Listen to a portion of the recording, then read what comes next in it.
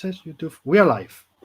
Hello, everybody. Let me check with YouTube because this is a pain in the ass. Let's say it this way.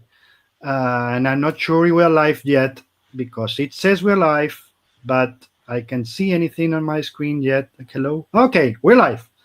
Hello, everybody. Good morning, good afternoon, good night. I don't know because I don't know if you're watching this live or you're watching it in zombie mode, which doesn't mean you're dead. That just means that's you're not watching it. That's live. What it means. It means you're dead. Well, that's whatever. Yeah. Before anything, I gotta say my usual polite public service announcement. You will see how polite I am. Wear your fucking mask. Nice. Repeat again. Wear your fucking mask. Look, if you're an idiot and you want to kill yourself, fuck you. That's your problem. You're an idiot. Jump on this. That's your problem. But the problem is not you. The problem is that you can get somebody else killed. And that I take seriously. It's about the elder. It's about the kids. It's about anybody. Oh, my dearest friend that I want to go party with without my mask. You can kill him, you idiot.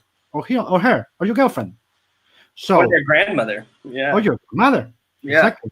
So, and I worry about that a lot more. So, please wear your mask. And again, as I always say, if you don't want to wear your mask because you are strong and you don't need it and blah, blah, blah, blah, leave this channel now. I don't want you here. I don't want potential killers in my channel. You know what I mean? Okay, so after that fine and polite announcement, hello, Josh. How are you? I'm good. How are you? It's really good to see you, man. Good to see you too. How's things on your neck of the woods? If things are getting better with all the craziness with the fires and dude and the protests and that thing is called COVID, I think. Yeah. Yes. Well, I mean, as you know, my wife works at a hospital, so that has made the COVID outbreak difficult for us. A little bit more stressful for us than people who get to isolate and be in their social pods and safely kind of negotiate the virus that way. The fires are, generally speaking, a little bit further north. I am on the California coast. We have the Bobcat fire very close to us, and that's threatening one of the Mount Wilson observatories, which is a really important historically scientific place that I love. It's one of my favorite places on Earth. And but our air quality is getting better. Today I have my windows open. We've been living with our windows closed for some time. Not anything as bad as what they've been dealing with in Oregon or Northern California, in Southern California. But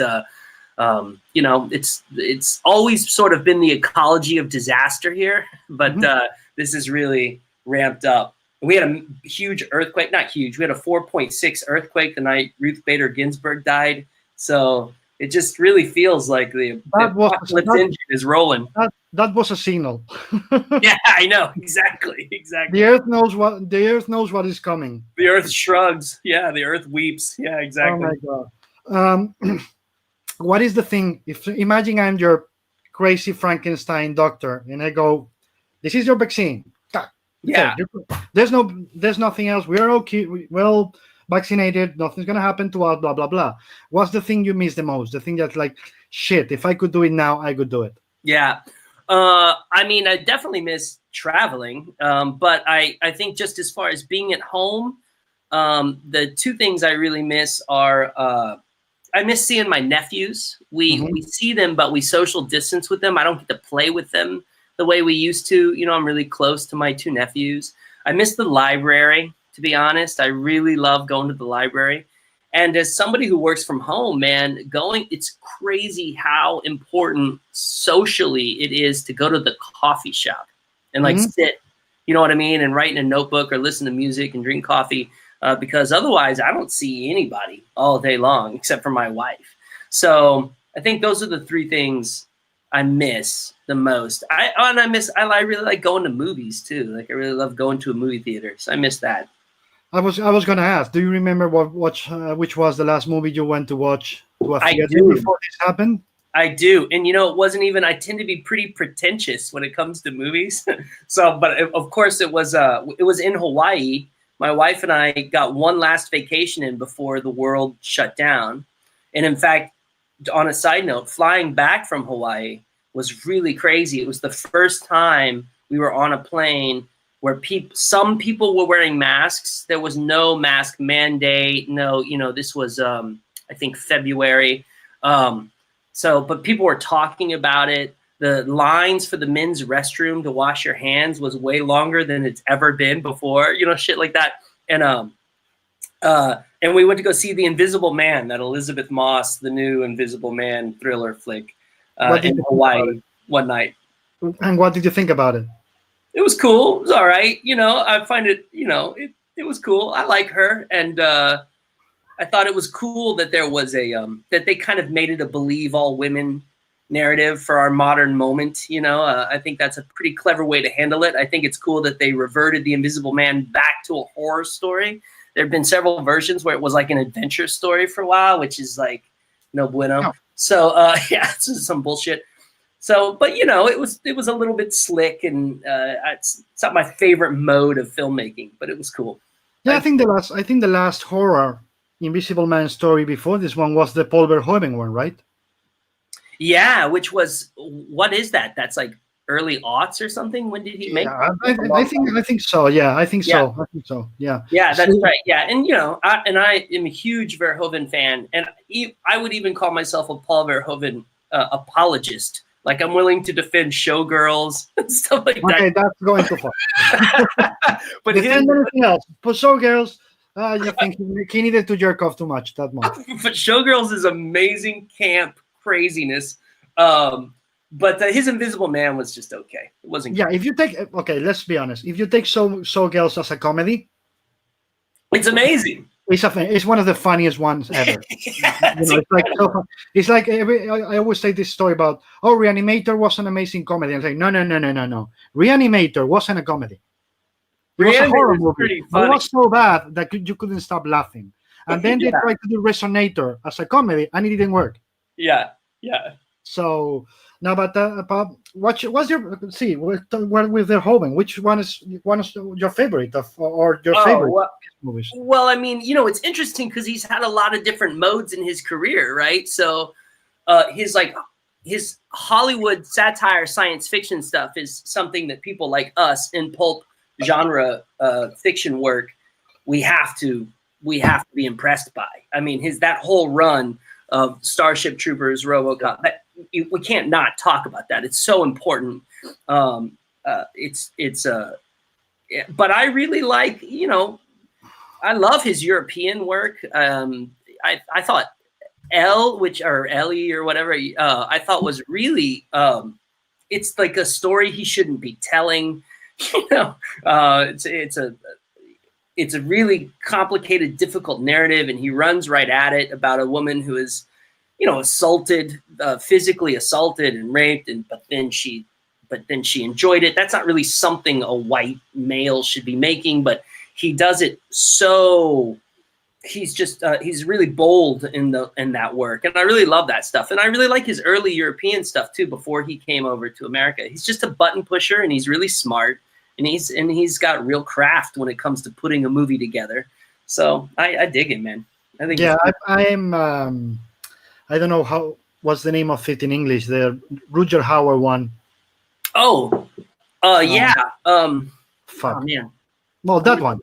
yeah. I'm gonna go to IMDb. Hold on. I hope it doesn't mess up the camera. Nah, it shouldn't. Guys, what's the name of the Rutger Hauer movie? Paul Verhoeven. The swore. Well, fuck it. I don't know. I know. It's really early for me to be like using my brain. But we're gonna get it. I'm gonna pull it up. Keep talking. I'm pulling it up. Yeah, and of course, of the American ones, I love RoboCop. I love Total Recall. Yeah, but my favorite because it's the biggest satire and the biggest I don't give a shit. Yes, it's gotta be Starship Troopers. It's amazing. I love it.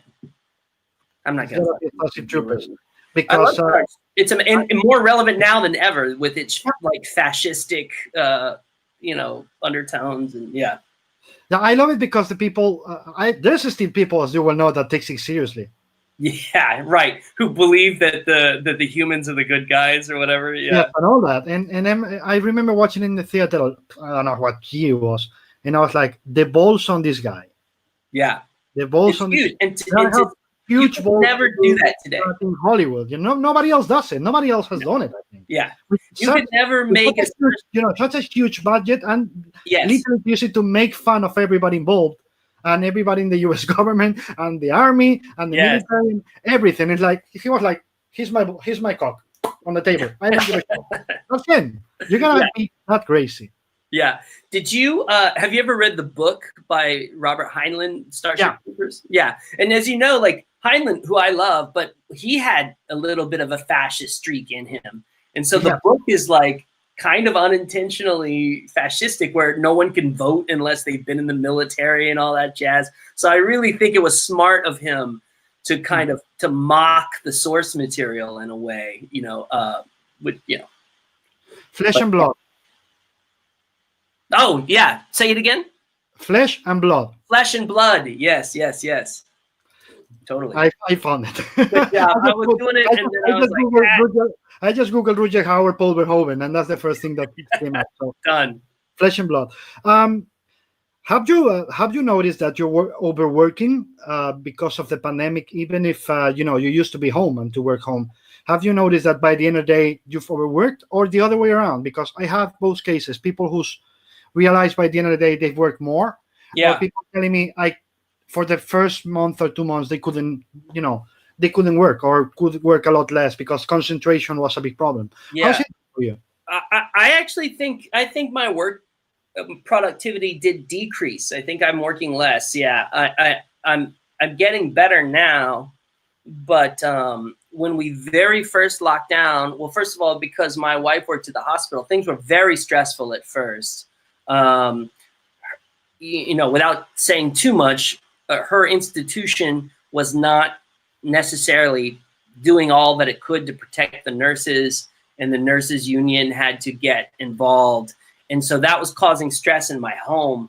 And you know what I mean? And so there was a lot of me being emotionally responsible for my wife, unless, what we do is we daydream all day. You know what I mean? So whenever my wife would be home, she pulls these 12-hour shifts, which means she works 3 or 4 days a week. So she's home a lot. When she's not home, she's gone all day. But when she's home, she's here, So, and we have a 2-bedroom. I have an office I can work in, this room, but there was just a lot of emotionally caring for one another and also worrying about the state of the world. As things have gone on and we've normalized the stress levels and the uncertainty of it all, I've gotten a little bit better, but for the most part, working entirely from home and not breaking my day up by going to the coffee shop or going to the gym. That's something else I miss, is just running on a hamster wheel or something. That has definitely slowed my productivity down. Yeah, Totally. Yeah. Do you miss conventions at all? Sort of not. I really miss seeing everyone. I miss that's the bit. That's the bit. I don't really that's miss the answer I expected. Nobody misses the craziness. You miss seeing friends, right? Yes, that's right. Like, I don't see people like you. I don't see the people that I love. I see you guys maybe once a year, right? So my real friend, I have a few friends in LA, but my real friends are other comic book creators, because I've spent 20 years, 25 years now building these friendships. So I miss seeing everybody. I'm trying to do phone calls more. I'm trying to do things like this, to catch up with people. I don't really miss the traveling to the show with all your gear and setup. And I don't miss any of that shit. And spending the money, you spend so much money at a show, you know what I mean? So except for admittedly, like the European shows or the foreign shows, like I definitely miss those. Those are always so much more fun, so much easier. Here in the States, doing a show is like you're like an entrepreneur or a business owner. No one's taking care of you, really. No, unless you're a superstar, which I'm not. No, you know what I mean? So you're just sort of, I don't miss that at all. And I don't miss the drain on the work time. You lose a lot of work. And one of the fortunate...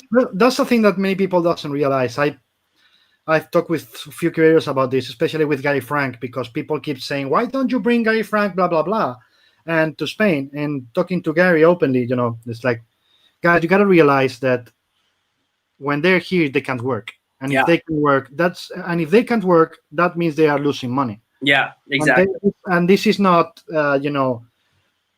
there's no rich people in comics. Well, there's 3 or 4. You know what I mean? Exactly. Like, to make a living, you gotta produce every day.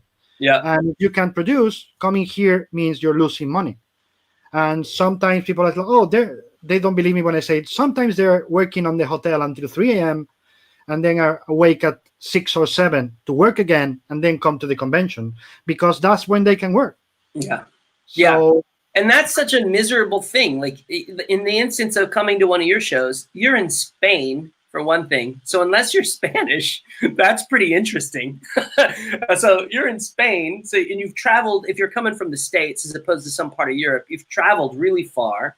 There's amazing people where the last thing you want to do is sit in your hotel room and work. You know what I mean? Like it's not, you want to live.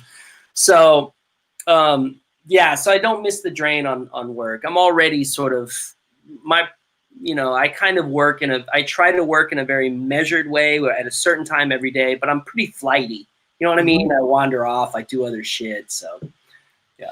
But what I miss a lot is that we always found a way to see each other, because it was in a year, you're not coming to Spain or to somewhere in Europe where I can see you. We always found a way to have dinner together in San Diego. Yes, exactly. Yes. Here we lost both. We lost I know. either me in your side of the world or you in my side of the world. So we've missed both, which is a pain in the ass. But let's be honest. I mean, it really is. That because that's the only thing that matters to me are the dinners, the after the show. Sitting around, like that's the stuff I love. Meeting other creators. I really do like meeting readers. I don't mean to suggest it's not. That's amazing, but we've built relationships. So, yeah. I need the familiar faces too. I mean, the people that you expect after a few years. I know that whatever in Chicago or San Diego or whatever, I'm going to see these guys. Yes, that they're not family, but in a way they are, because you've been seeing them. Coming to your table to get something signed, or even just to say hello. For the last whatever amount of years. So that part of the feedback, that people you didn't know you missed. I always say there's a lot of people you didn't know you missed, and now we're realizing, oh, I miss them, because every year at a certain month, I know I could say them, even if it's to just say, hey, Josh, how are you? That's exactly. Seconds of human interaction. Yes. Yeah, exactly. What is the, how can I say it? What is the reason that you decided, between all the possibilities you had as a writer, why you said comics is my thing, comics is my future, this is what I want to do, instead of theater, movies, video games, whatever, any other 20 million options that you have as a writer? What is essay, nonfiction, whatever? Why is that you said this is what I want to do, this is where my heart belongs? Because knowing you, it's your heart what pushes you. So totally. Well, I mean, kind of. I think what happened was I always loved comics, but I never understood it as a job for someone who couldn't draw. I have like a real, I always was a writer, and I always wrote with a very visual sense. And was always good at imagining staging and three-dimensional space and all this kind of stuff you sort of need to do to work with an artist. But I never really saw that it was something that I could do. And a friend of mine who I had done some screenplay writing work for her company when I was very young. I mean, this is like my early 20s. And none of it amounted to anything. But she had fallen in love with a comic book artist, and she knew that I loved comics. So I had never even tried. I think when I was very young, I tried to write a comic book with a friend of mine who could kind of draw. We were kids, but it didn't work out. And so it wasn't until I thought, as a favor, I decided to do this with these people. And then we put the comic book out, and it was the very first black and white version of Violent Messiahs, with the art by Bill O'Neill, not Tone Rodriguez. And I saw that book, and I thought my writing on it was so bad. and so shabby, and that we had not really, and we produced such a crappy book that I thought, well, all I'm going to do is I'm going to write a great comic book. I'm going to work really hard till I write something great, and then I'll do something else. And so that was 25 years ago. I'm still trying to write a really great, the perfect comic book. So as soon as I do that, I'm out of here. Yeah, well, but then you're lost, because perfection is something that doesn't happen. I know, right? We can strive for perfection. That's, but honestly, if we ever get perfection, what a fucking boring life. I mean, obviously, it's because if you have, I know you. If you have to stop looking because you already got there, you could be bored of shit, my friend. Yeah, exactly. But I do think, I mean, obviously, it's like such a subjective term too, perfection, especially in art, right? Like, what the fuck does that mean? But you know, I do want to. I really feel the call of prose now. I have a prose story that I've written for a publisher, and that'll be published, it looks like now, in late 2021, which is crazy because I wrote it in last year. But that's what COVID has wreaked havoc with everyone's publishing schedules. But you know, so I am interested in doing other stuff. It's just that I got traction writing comics. You know, people were publishing my comics. I'm the kind of person that begins to, like I do something and then I haven't done it good enough. So I start working out how to do it better the next time. And, you know, and I learned how to write comics in public. Like I was publishing them as I was learning how to write. You can see in my early work, me trying to figure things out, failing, you know, so I think I got a hold of comics and just started to understand the art form and wasn't willing to let go until I felt like I achieved something. And I do feel like I've done that now. But I'm here now. That's what I do. And it brings me joy. And there's a lot of amazing artists I haven't gotten to work with yet that I want to work with. And so, yeah. What do you think it makes the comics language so unique, so special? And now, especially since you are doing the prose too, I guess that's even more accurate for you, that you are, you know, finding more differences and finding what they have in common. So what do you think is what makes comics so unique as a language? Yeah, I think that for any other medium to, you know, so what we do, in comics, we have three synergistic narratives happening at the same time. You have your text narrative, what you read. You have your visual narrative, what you're seeing, the art that you're reading. And those are separate. Like if we remove them on separate planes. And then when you put the text on top of the art, if you're doing it right, then there's a third meaning that emerges that is neither shown nor written, right? So if you say, if the caption says he was happy, but the image is of a very sad person, a third meaning emerges, right? What does that mean? Like, and so when any other art form tries to create that kind of subtext or that third story inside of its construct, it's being wildly experimental. If film does that, it's wildly experimental. It's almost impossible for a novel to do that. So I think that is the most unique aspect of the storytelling in comics, is that we can create an unspoken narrative by juxtaposing art and text in a way that almost nothing else can. In a way, it's finding the synergy in contradiction. Yes. Yeah, I mean, I think so. Many people talk about the synergy, but I always think art, if it's well done, art and the writing and the art need to contradict each other to find that third meaning. And then you create a synergy out of contradictions, which I don't think anything but comics can do it, right? Yes, exactly. I love that. And I also love that the reader is really in control of time and pacing. You can suggest to the reader how the story should be paced in their mind, but they're in control. You know, cinema, which I love, but cinema is dictatorial. It's 24 frames a second, 30 frames a second, marching on and on and on. Unless you actively pause and rewind, you're on the journey, right? And it's kind of the same with novels too. The density of the text, you sort of are just tumbling from word to word. But with comics, you really, the reader is really in control of how long they look at a panel, how fast they read it, how they move shuttle backward and forward in time. And then the tools we have to try to manipulate the reader's understanding of time are very interesting. The gutter, the how a large panel stops a reader, how many small panels cause a reader to stumble forward faster. So all these tools are completely unique to our medium, and I think foundational to any creator who wants to manipulate the reader, which is what storytellers always do. Or the best of them. So I love all that stuff, and it's taken a lifetime to try to crack how all that works.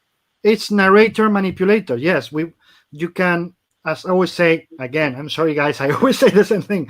Comics is the only art form that can defy the theory of relativity. Yeah. Oh, awesome! Yeah, we control time and space in a way no other art can. Other art can. And also, as you just said, the part that is more interesting, also to me, is the art that needs, by a long distance, in my opinion, more reader participation. We can put a lot of panels to slow time, bigger, smaller, shape.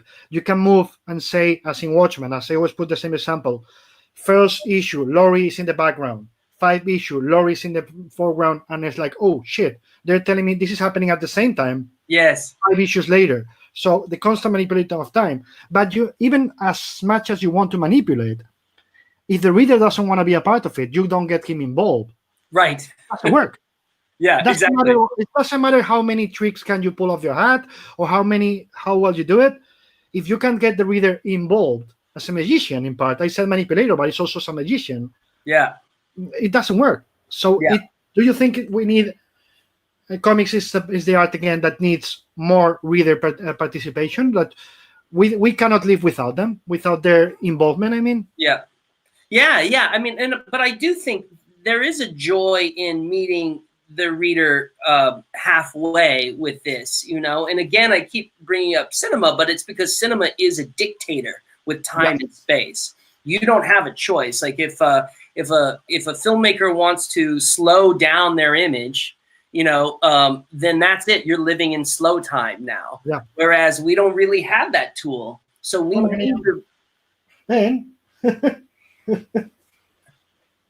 Oh my gosh, look how big you are. Hi. Hello. I like your glasses. Que le gustan mucho tus gafas, cariño. Say thank you. You're welcome. Da un besito de tu comando. Un besito. Mwah. Vale, un besito a Joshua. Bye. Venga, corre, cariño. I'll see you again one day in person. Oh, yeah. See, I understand what she wanted. The toys and the books are back there. She wanted this. Yes! Out with you. Go play. Cierra la puerta, cariño, por favor. I'm sorry about that. Awesome. I love it. She's grown so much since I saw her last. She turned 6 in April and she wears 10-year-old clothes, so she's really, really big. Anyway, we're saying, in terms of we're talking about meeting halfway, as you were saying. Yeah. That's I think where the magic happens, right? Yeah. Because you can go as far if they're not interested, but if they're involved, they're going to find the subtext, not even what you put there, but they're going to find the second and the third meanings you were looking for, right? Yes, exactly. Yeah, absolutely. And I think in this way, we are a little bit like novels, in that the reader of a novel has to do all the visualizing, right? So the reader does meet you halfway in that regard too. And so that's why I often very much say, I mean, comics are their own thing, and I don't mean to compare them to anything else. Every medium has its strengths, and mediums have their weaknesses too. But I do think that when people compare comics to cinema, they're way off base. I think if you're going to compare it to anything, we're closer to poetry, where we're like contained. A single panel is a single idea or a single line of thought.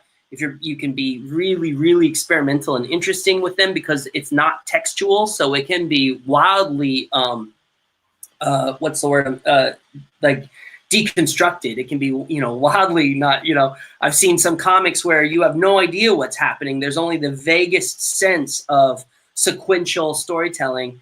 And they elicit an emotion from you that is really powerful. So I think it's a pretty extraordinary medium. Unfortunately, the species has essentially stopped reading anything, right? So, and that's affecting us because we're a reading experience. We're not a watching experience, and we're an active experience, not a passive experience. Movies are passive. You sit on the couch, you get stoned, you watch a movie. You have to, like we said, the reader has to meet us halfway. So it's an active experience, and the species is just not doing that right now. I think social media broke our brains personally. But it's also, I love that you mentioned poetry, because I think the relationship is much closer than people think. Because when I think of poetry, as when I think of comics, I think of mathematics. Yes. I was talking to Paul Pope about this on Friday, and it's like as a symphony. You know what I mean? Mm-hmm. Comics are a symphony in terms of you want to go low, you want to go high. Yes. And poetry is the same thing. It's capture your emotion depending on what I want you to get from you. I can get shorter with my dialogues or with my captions. I can create a symphony. And it's all mathematic in a way, right? Yes. Very much so. And also from my point of view, and from the point of view of the artists as well, I'm not really good. One of my weaknesses is having just the right amount of story for the right amount of space. And one of the things that's I find personally difficult about our medium is spatially, the storytelling math, to go to what you were saying, is difficult. You don't have a lot of storytelling real estate. Yes.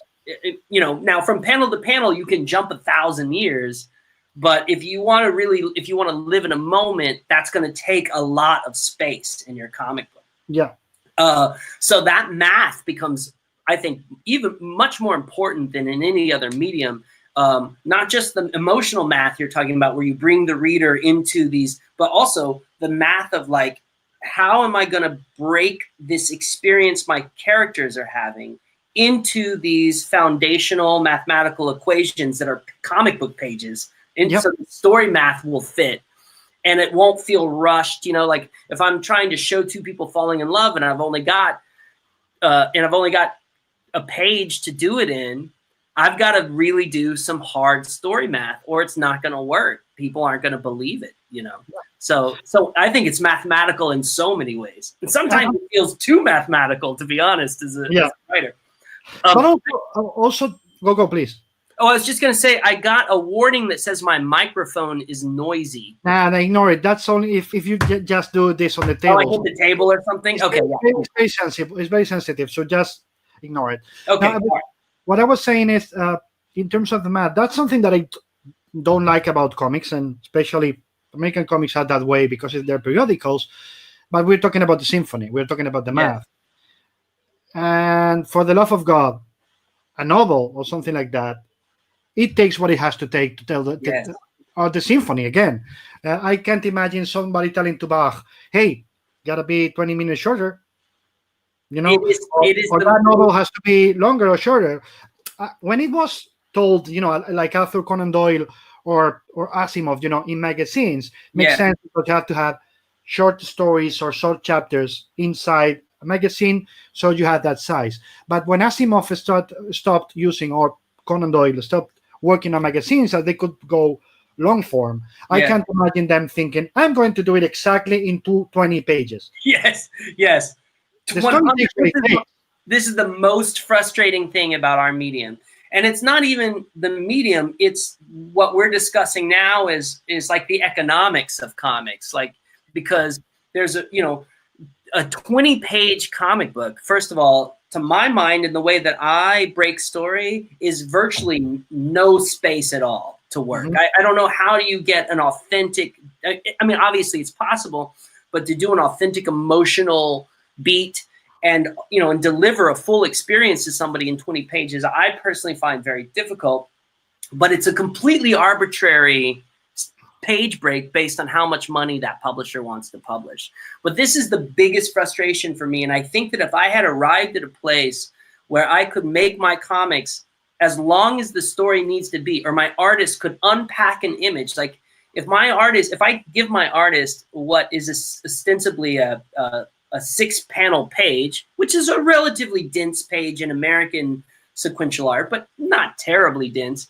But and my artist is like, I really think this beat will emotionally sing if I do this in only 3 panels, and I want to carry the last 3 panels onto the next page. We should be able to have the space to do that, but we don't, because the publisher has said you have this many pages. So one could argue that it's a weakness on my part, that I should have figured out a way to do that in 3 panels. But I argue that you know, space and intricacy is important to storytelling. So it is the single most frustrating thing about this medium. And it's all market driven. It has nothing to do with the medium itself. That's all. In the old days, it had to be because of the I don't know how to say it in English. The printing needed, you know, everything had to be a multiple of 8. Yeah, it still has to be that way, actually, though. I think 8, 16, 24, you know, so that's supposed to be, you know, covers plus, but yes, and same with the ads. You gotta go 32. It's always gotta be a multiple of 8. But you know what the thing that I hate the most about the 20 pager, and you're gonna laugh, is that we lose the value of silence in comics. Yes. There's no time to do silent panels. And I always cringe. Absolutely. When I see it and say, like, this should stop. I need you to stop right there. No caption. No dialogue. Nothing. I just want to stop 5 fucking seconds or I don't care. 5 fucking minutes to watch that character suffer or enjoy or emote. Yes, 100%. This is the story math we were talking about, right? Like, you have to take out the quiet beats or the subtle beats just to get to the end of your story in time to make it to 100%. That I believe personally as a writer that really like, I don't really care about plot. I don't really give a shit.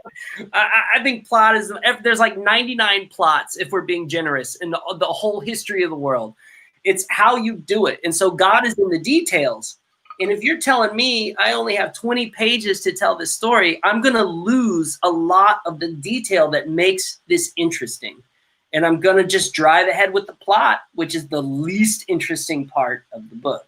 And so you're going to lose a lot of character overtures. You're going to lose a lot of silence. The silence is going to be the first thing that goes. The little side glances that somebody makes when they're thinking about something, so yeah, it's frustrating. I understand that better writers probably navigate it well and see it as a challenge, but it frustrates me.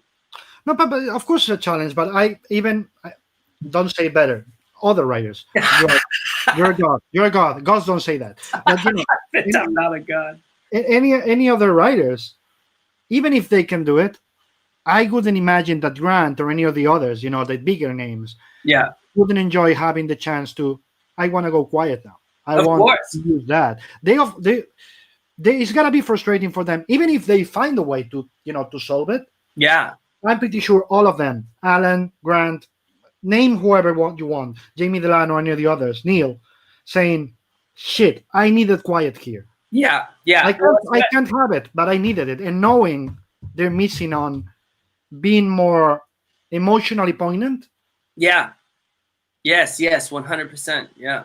And I think that for comics, which is so visual, losing that poignancy in emotions, I just said I'm the same way.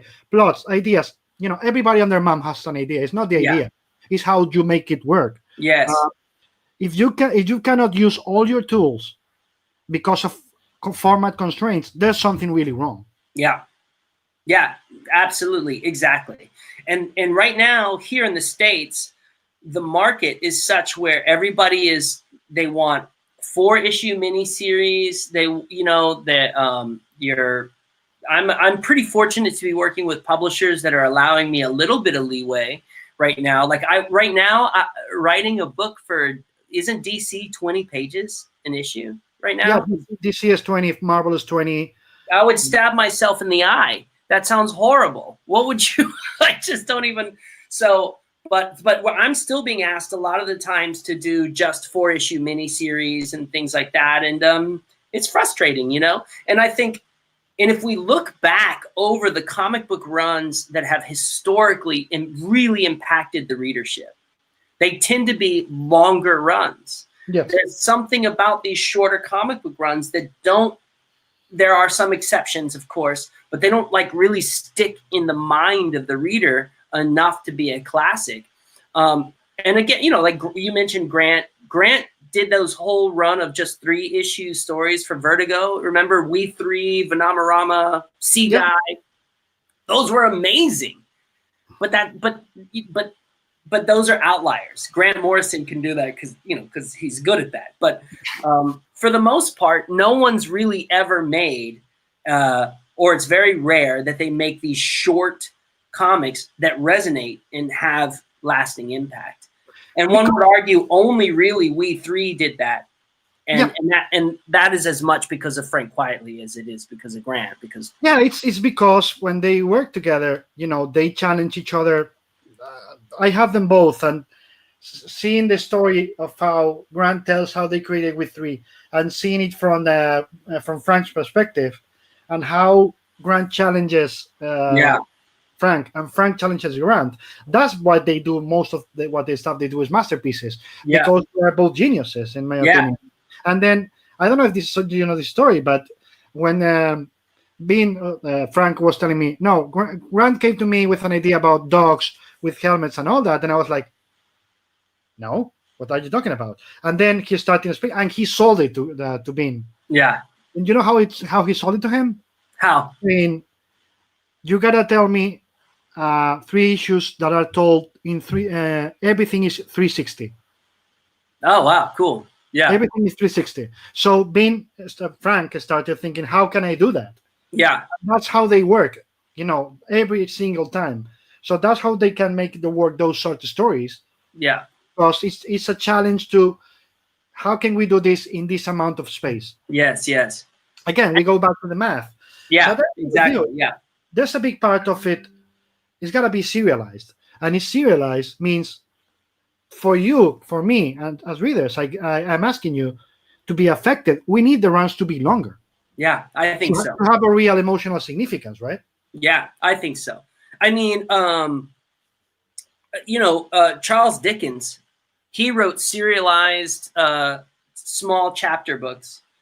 But when you put them together, they're huge, sprawling stories that would take a year in a magazine to publish. And he was the Stephen King of his day. You know what I mean? He was huge. People loved him. This is what people want. And I think we're seeing that now with the success of television shows too. People always want long-form narrative that they can consume in a serialized fashion. That's what we want, because when we fall in love with a character or when we fall in love with the creator's voice, we don't want it to be over so soon. We want to spend time in that world with those people and with that creator's voice. So it's frustrating that the market, mostly because in America at least, we're being so subsidized by other media that the point is to get as many ideas out as fast as possible in the hopes that one idea will hit. And I think it's hard. It's a little bit harmful to us as a medium, I think. Yeah. What you remember? You remember Chris Claremont's long runs. You remember John Byrne in Fantastic Four. You remember George and Marv in New Teen Titans. You remember how the characters evolved. How in Byrne's Fantastic Four, I would say, remember who Sue Richards was before and who she was after. Yes, she was the leader of the group. She was the most powerful. How he evolved her. Do you imagine that happening in 6 issues? Yes, no, exactly. It had to take years to evolve her that way for people to buy it and for it to make it work. Same thing with all the New Teen Titans. They started kids. And when George and Marv left, they are not kids anymore. They have evolved. They have changed. They have matured. Yes. So you need your time if you want to do serialized. If you want to do just your just beginning and end story, that's also fine. Is what we said. Yes. And some people can do it well. Yeah, we shouldn't be forced to go longer than we need. But the problem is, if we need to go longer, to be forced to go shorter is the same thing than the silent. The format defines the story you want to tell, and that's never a good thing, right? Absolutely. Like, do you think, like, would Watchmen be such a foundational pillar of our industry if it had been 6 issues or 4 issues? You know that originally was supposed to be 8. See, I mean, he probably could have pulled it off in 8, but it was going to be 8, and then it went to 12, and I don't remember what issues it is, but it's very easy to find them. Yeah. I think it was 3, 6, 9, something like that. I will find it for you. But it's one of every 3 issues or something. You can see the issue that wasn't there, that stops the action and reflects. Yes. So they have to have 4 issues. But that's what exactly what I just said. Those 4 issues give it a lot more nuance, Absolutely. a lot more space, a lot more time for him, for him and Dave, to make us know the characters. Make us know the pirate stories, whatever they wanted to add. Yes. They added it for us to have more knowledge in a way, right? To connect more. Yeah, absolutely. And the same with Sandman. Like, if Sandman had stopped after the first story arc, nobody would be talking about it today. No, it didn't gain any traction until about halfway through its run in the marketplace. So, this is just. I think it's the same with all the seminal. I love that you bring this example, but all the seminal Vertigo stuff. Yes, Preacher. If Jamie had left Hellblazer after 6 issues and not be for almost 4 years, nobody would care about Constantine. That's right. Same with, people would care because of Swamp Thing and Alan Moore, but you know what I mean. Same with Sandman. Same with Preacher, as you said. Same with 100 Bullets. 100 Bullets is going to be 12 issues. Like, what? It's what? 100 Bullets. Yeah, exactly. Yeah. So, I think Vertigo also is something that we lost in that way of storytelling that had a beginning, a middle, and end. Why The Last Man too? Yeah. But also was telling us it's going to be a long story. It's going to be, like a series of books if you want to read it that way. Yeah, exactly. And what's interesting is I recently was talking to someone about marketing strategy for something I want to publish. And they had told me that in bookstores, if you tell the bookstore, like the big chains that still exist, if you tell them that this is volume 1 of a series, your bookstore sales will go up.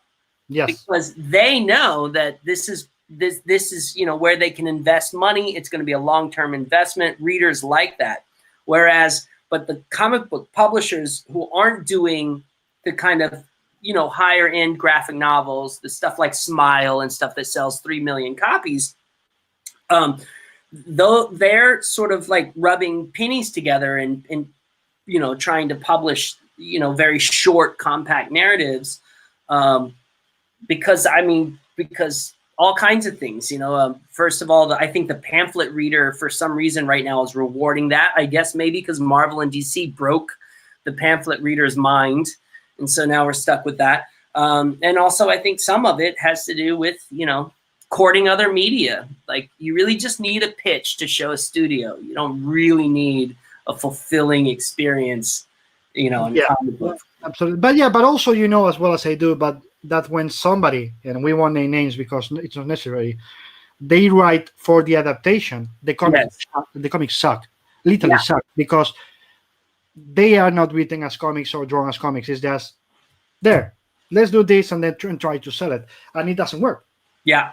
Yeah, I agree. I mean, I don't even know how I could do that. I will say, and we're not naming names, but in defense of some people who do that, there is a creator who I think does that, but that creator has also made a lot of money for a lot of artists, a lot of them my friends as well. And so I respect that hustle in a way. I could never do it, but it's like, oh, well, I have friends who are, like paid off their house because Yeah. this guy pulled that off, you know. So you can't hate that, can't hate the player too much, but I hear you. I personally, I don't even know how to do that. I kind of wish I did know how. I could buy. I want a house. I want to buy a house. I don't know, but I'm not that dude, you know. But there's a part of it that is changing that I think is really, really, really amazing, which is you talking about, comic shop owners when they see it's volume 1 or something, then their numbers go up. Yes.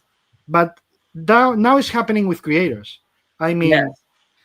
I will go to with Raina Tegelmeier. I could go with Noel Stevenson or Sarah Anderson, etc. I always get the question.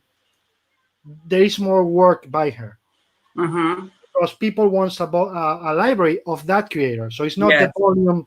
Next volume is the next thing by him or her, which is something really much novel-like, but that we didn't have in comics, except of course for maybe Neil, maybe Grant, maybe. Yeah. Jodorowsky in Europe, Mobius, blah, Yeah, blah, blah. yeah. You have the 4 or 5 names. like that for a while, yeah. Okay.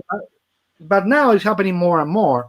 And those creators, they are not restricted by the pamphlet. They just tell their stories. Right. And you know what? They're selling 1 million copies, which is what I always say. Oh, no, there's no readers. No. Direct market is not the real world. Yeah, right, exactly. Yes. As soon as we go out to the direct market, which is what comics need, there's a lot more readers waiting for us, right? It's just we have to give them what they want. Yeah. You know, I was just discussing this with someone yesterday, and they were talking about how we're fortunate that we still have the direct market because it has allowed us to survive the sort of onslaught that has happened to, say, magazines and even to a degree novels and books and stuff. Because we have this built-in here in the States, we have about 2,000 stores, you know. We have this built-in model. I don't know how it'll shake out once the COVID, once COVID impacts the direct market. But so, and I hear that argument and I appreciate it. And I do love the direct market in the sense that I love a great comic book store. It can really be the center of a community and when it's done right. But at the same time, I feel like something about it is through no fault of the retailers, of course, but something about it is keeping us sheltered somehow. Yes. Like we're not having to play a bigger game.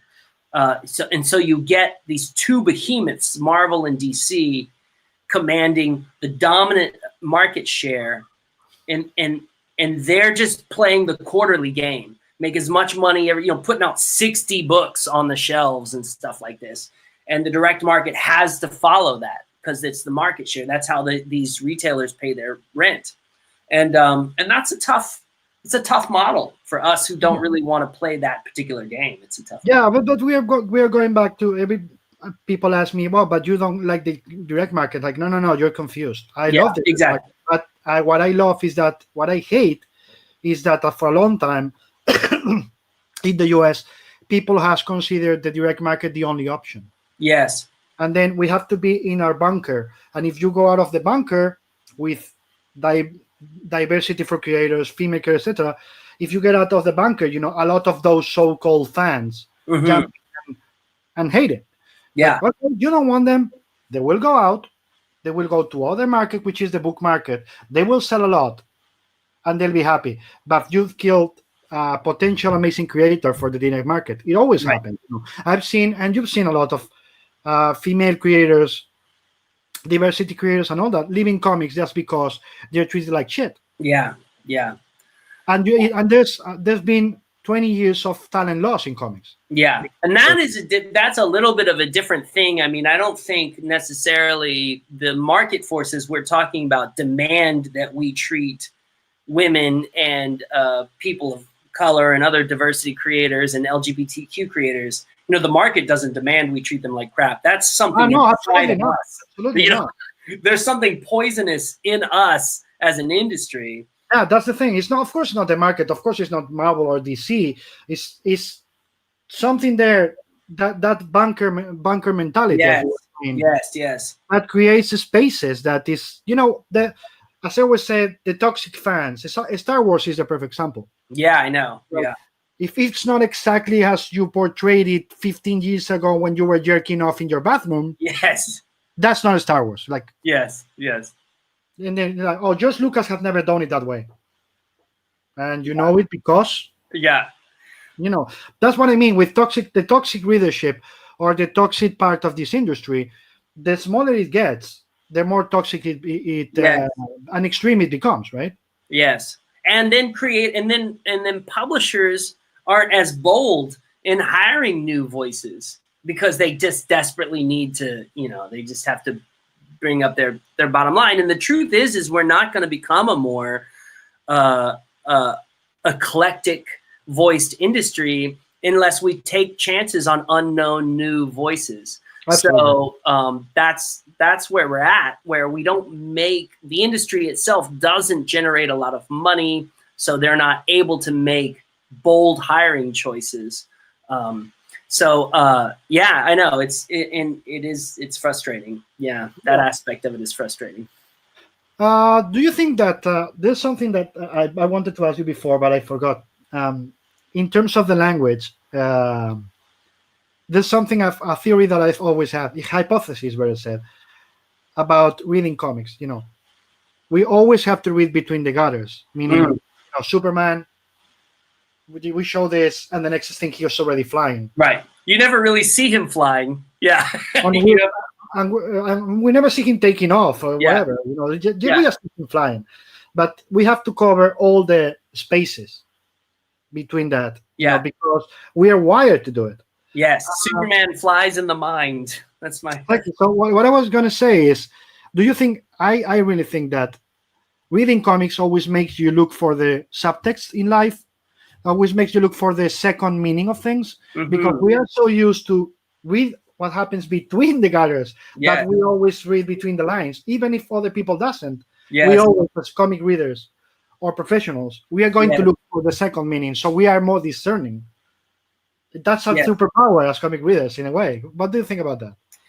I think all storytelling has the potential for subtext, right? For text that's not on the page. And in the way one of the ways comics does that is very unique, is exactly what you're saying. Like what happens in the gutter, all the real juicy stuff happens in the gutter. And so it all happens in the mind. I love that. The problem is to tie this theory that you have to the conversation we're having about toxic fandom is how are we having such reading comprehension issues from our actual readers if that's the case? Because here you have a medium that is literally built on the axiom, with great power comes great responsibility. And yet there's like a whole group, probably a minority, but a vocal minority in our industry that is championing the most surface aspects of our medium, or of superhero storytelling, in this example, just the most surface, the masculinity, the suits, not championing the subtext at all. In fact, not even seeming to have registered the subtext. And it's the same with Star Wars, right? The subtext of Star Wars is not subtle. It's not subtle. Nope. You don't have to be, have a master's degree in literature to understand what Star Wars is about. And yet, look at all this toxic masculinity that has emerged out of this thing. So I love your theory. I want to say that that's true, that we have built a better muscle for subtext because we live in our gutters. But I don't see that actually manifesting in the readership. So I don't know. I don't know if it's true. Okay. But I love it though. I want it to be true. This is me. This was me that trying to be positive. Oh my God! I love it. I'm sorry. Don't let me crush your positivity. No. You know me not to know that's not gonna happen. But I love that way of the language, and I think that's probably the most important part of the craft. Yes. For a creator in comics, aside of looking for the synergy with the artist, is to always know what you are not going to show. Yes. What you are going to suggest, what you are going to tell the reader. I'm going to give you this piece and this piece of the puzzle, and you have to complete it. Yeah. That's an art in itself, right? Yeah, absolutely. That's the story math we were talking about.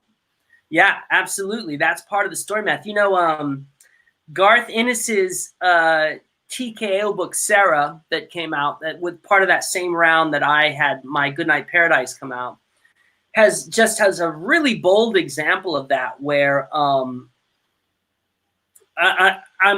kind of paraphrasing the visual language of it because I don't 100% remember. I just remember being impacted by it. But it's a sniper. Streaming is on. Please, you were to continue. You were talking about the sniper. Yeah. So Garth Ennis's Sarah. So and again, I'm paraphrasing the imagery, but there's a sniper. She's about to take the shot, and you're about to turn the page, and because you're a dedicated comic book reader, you're excited to turn the page. You're going to see the head explode, and but you turn the page, and Garth has skipped the violence and gone straight to the aftermath of the violence. You've done so much more work in your mind than you expected to. It was such an exciting piece of story math where Garth was like, you know what this looks like. I know you think you want a drawing of this, but what you really want is the soldiers walking away with the burden of the violence or whatever. What you really want is the human aspect of this violence. And I thought that was, it really reminded me again, because we always need to be reminded by masters. It really reminded me of what our real job here is not to show. I mean, it's always awesome to show the coolest image, and I tend to run towards the best visual I can, obviously. But Garth has the craft and the patience and the sort of maturity to be like, I'm more interested in the human experience. And so he made a choice that was really bold, I thought. It's amazing because he went against character in purpose, because what people would expect coming from Garth, yes, to show that violence 100%. Yes. And Garth is saying, "Oh, you expect that?" No. I know. Yeah, exactly. Well, I say this. This is a little bit of a side note, but I say this about Garth all the time. Garth is one of the great humanists of comics, and no one thinks about that because he has a history of making these really extreme creative choices, right? These like violent choices or whatever. But the truth is there's so much humanism in a Garth Ennis comic. Sometimes it's cynical, and he's definitely disappointed in people. You can see his disappointment with our species, but he does love humanity, and he loves when people are heroic and bold, and he sees it through his cynical, disappointed lens. And I think it sounds silly to say that Garth is underappreciated, but I do think in a strange way his best aspects are underappreciated. He is underappreciated because a lot of people think about just the violence. Yes, just, what I mean. Just what is on the surface. People think the boys, which in a way, what you see on the TV show is just the surface. It's just the most extreme parts, but not the other part. What I missed on Preacher on the TV show, I watched, to be honest, 4 episodes and then said I couldn't make it through the first. I don't care. But I thought The Boys was good though. But yeah, The Good Boys is just fun. It's just crazy fun. Yeah, it's fun. What it's supposed to be. There's nothing more to it. Yeah. But when I was watching the Preacher show, what it was like, the most important part for me of Preacher is not the violence. It's not the Saint of Killers. It's not that. Yeah. It's the conversations in the bar. Yes. Right. Tulip, Cassidy, Jesse talking in the bar, or somebody else just talking for. That's because also, yes, we know that Steve loved to do that, and it's like people just talking, which he was a master of. But at the same time, you could see that human part of Garth in those conversations, because that was real people talking. Yes. And that thing, for me, that's the most important part of Preacher. That was made Preacher special. Wasn't the violence, was the human people that we could see and relate. Even if it was a vampire or a priest with godly powers, you were seeing the real human beings behind. Yes, exactly. Yeah, I love it. Yeah. So, that's why he's one of my favorites, is because I also was raised, I mean, I think, he's a little bit older than me, but I think we come from very similar places in that we were raised at a time when art was very exploitive and extreme.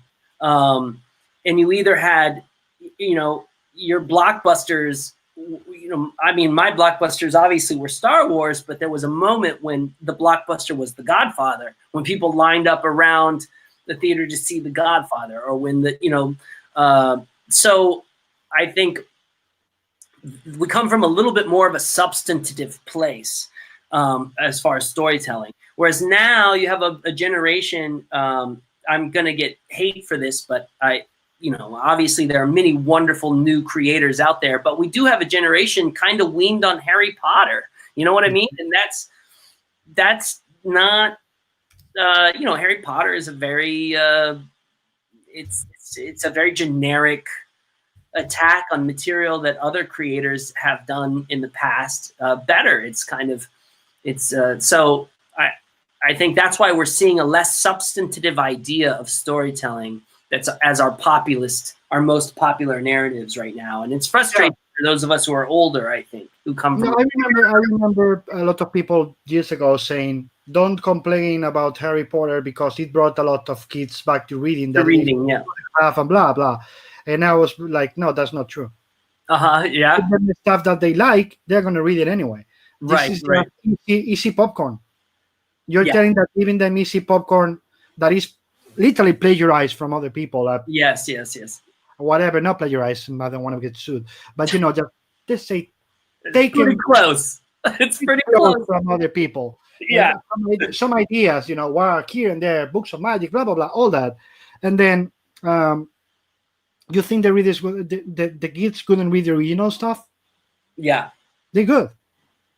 And also, like, what's its ethical premises? Look at, like, if you look at Chronicles of Narnia, which is one of the works that I grew up on. Now, I'm not a Christian, and C.S. Lewis was writing a Christian allegory there, of course. Mm-hmm. But also, the morality of Chronicles of Narnia is really wholesome and good and kind-hearted.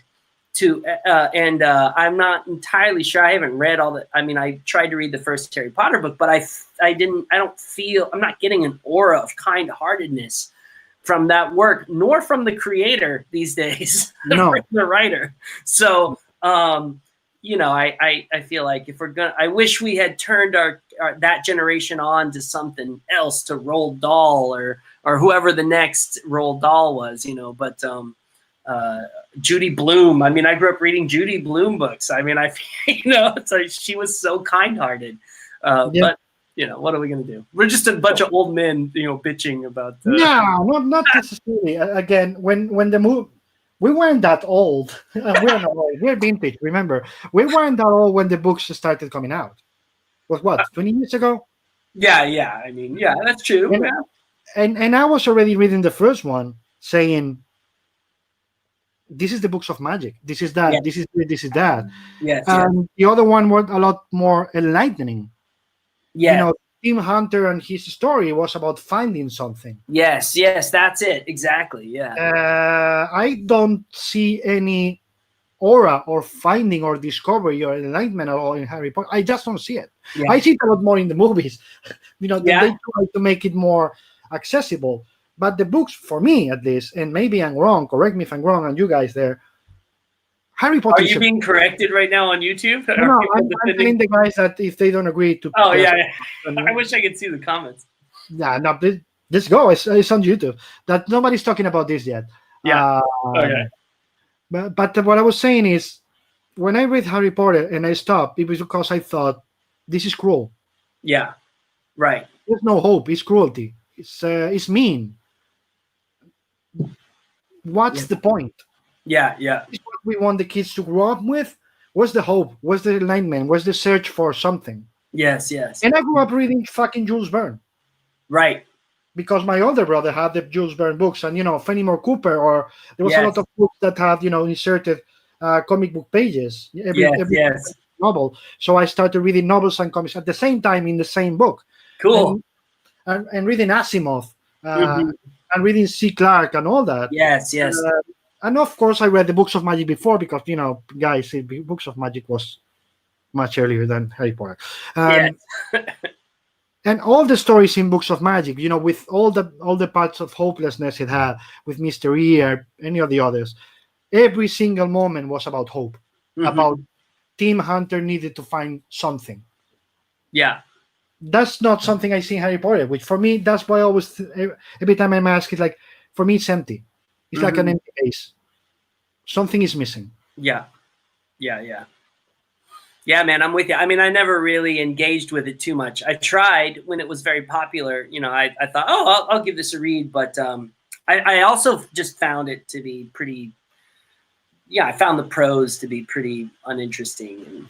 And, Like, you can say that, you're right. but I don't know. I mean, I don't know. I mean, I can't. I feel bad complaining too much about it, but I do think it's, I do think that we are in this moment now where we're sort of in a couple of things. Like, we got all this corporate virtue signaling going on, and I use that term very cautiously, but I do feel like, we have corporations that are maximizing profit and compromising market while waving flags of diversity and things that you and I personally believe in, but their actual behavior, it's like is problematic.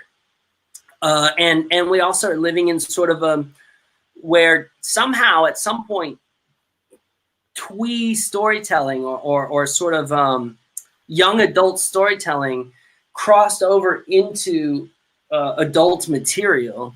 So when I was a kid, you started with, young storytelling material, and then you evolved into more substantive work, both substantive in form and in theme. And now it feels like everything feels so vapid and empty. It's like everything, even the stuff that's written for people our age, feels sometimes like it's still written from a young adult point of view. And I kind of blame Harry Potter for that. I don't know if I don't know if I should blame Harry Potter for that, but that's sort of how I feel, is that we've moved into a very sort of twee moment. And it's part of these corporations that spend $200 million on a property and need as many human beings to love it as possible for them to get their return back. They need it to play well in China, where there's, where they still have the largest theater going public in the world, and they need it. It's like that. Globalization is really starting to impact the formalism and the thematics of storytelling. And I mean, not for the best, not for the better. Yeah, but I'm going to tell you the other way around. Oh, I love it. Let's hear it. I see what you mean, but I also think that the globalization in terms of Netflix, Prime Video, there's a law in the European Union that says if you want to shoot in Europe and go cheap, I'm sorry, you got to use production teams from every country to do it. Spain, Italy, France, blah, blah, blah. Yeah. So they're forced, all of them, they are forced to produce TV shows in our countries, and then they're forced to release them. And you know what? The biggest TV show in the world by Netflix is Spanish. It's Money Heist, right? It's Money Heist. Yeah. You know what I mean? And that's a Spanish point of view. Yeah. I know, and Dark, which is German. Yeah. Is the second one. So believe it or not, it's going to happen in Prime Video. It's going to happen in Apple TV Plus. It's going to happen with HBO Max. With all of them, they are forced to do that. So of course, the American audiences have to get used to other kind of narratives, to other ways of storytelling. Yeah. Because Money Heist is not told in an American way. Dark is certainly not told in an American way. It's told in the way, with the kind of pacing we do in Europe, which is not the same as yes. When we talked before about the silence and all that, and the nuances, German is completely different than Spanish. Yes, of course. So I think the globalization part of affecting other cultures, yes, you have the Brit Harry Potter model affecting the writing in America. Yeah, but we also have Garth, Jamie, Neil, Alan affecting the comic writers in America, which was a good thing. Yes, of course. I think that every global part that we get is going to make us better. It's going to make us, even if we like it, if we were thinking about it by osmosis, you are going to absorb those other kind of narratives and put them into your work, right? Yes. Yeah, 100%. I mean, obviously, there's going to be yin and yang in everything, right? Or good and bad in everything. And I think every model in the universe seeks some kind of balance, right? So I think you're absolutely right. I think my concern is really from the point of view of American-centric artistic colonization, right? Or this, because you're right. This has opened a gate for more international storytelling to come to my country, which is really important because culturally and narratively, we've been pretty xenophobic for a long time. So I love that. You know, you didn't mention the Kingdom, the South Korean zombie period. I love that show. So you're right. That's a really interesting aspect of it, and I do hope we're seeing more of that. I do hope we're seeing, because ultimately what these stories are conversations that we have with each other as cultures. And I have for a long time felt like my country was too much of a cultural island, or exporting art and not importing it. And that created a one-way dialogue, you know. So I'm 100% on your side with that. I just fear that the real juggernauts of storytelling are still American, and so it's Disney, and these are the colonizers of of narrative, and they impact things. You know, they're in. But I'm with you. I'm willing to take this optimistic look on and have that these global narratives come. Just think about it this way: is that the attempts to colonize us are biting them in the ass. I hope so. By European Union law, bless them in this sense, it's like no, you cannot come here, just show the stuff, stream. No, you gotta spend money, you gotta subsidize things and that, and also you gotta come there and shoot in there. Right? Yes. Yeah. Adam Glass, you know Adam Glass, right? His show for Netflix, he was, before COVID started, he was starting to shoot it in Madrid. Same thing. They have to come here and shoot Netflix shows or Prime Video shows in Europe.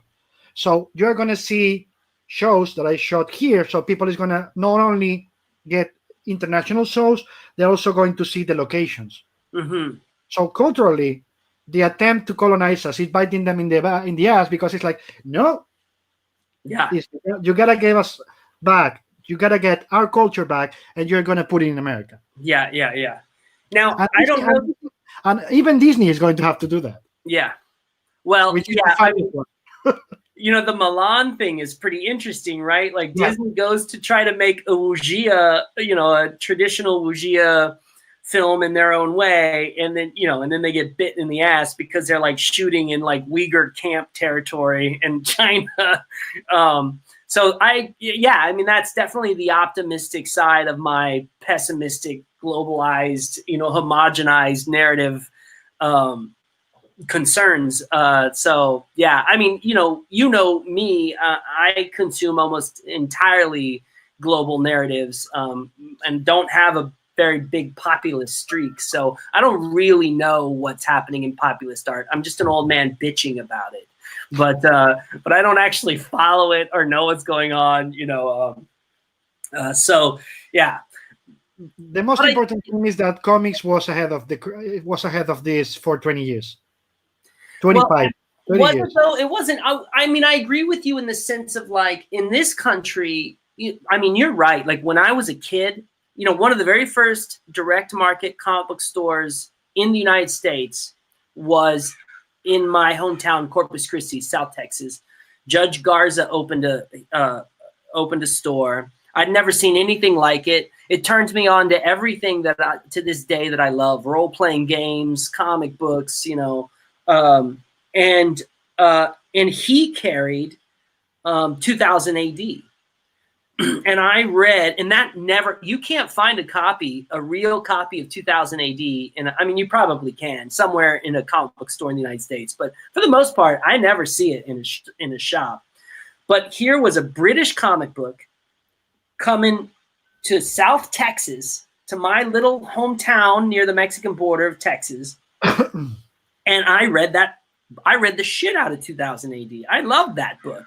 I mean, so in a weird way, it, and that was pre-British invasion. So that's before all those guys come over here, before, so, I mean, that is true that we had that English language thing, but we weren't getting, to this day, it's still a little bit difficult in the States to get a Mobius, a full collection of Mobius books. It's still a little bit difficult. Like, we don't get a lot of French and Spanish comics here.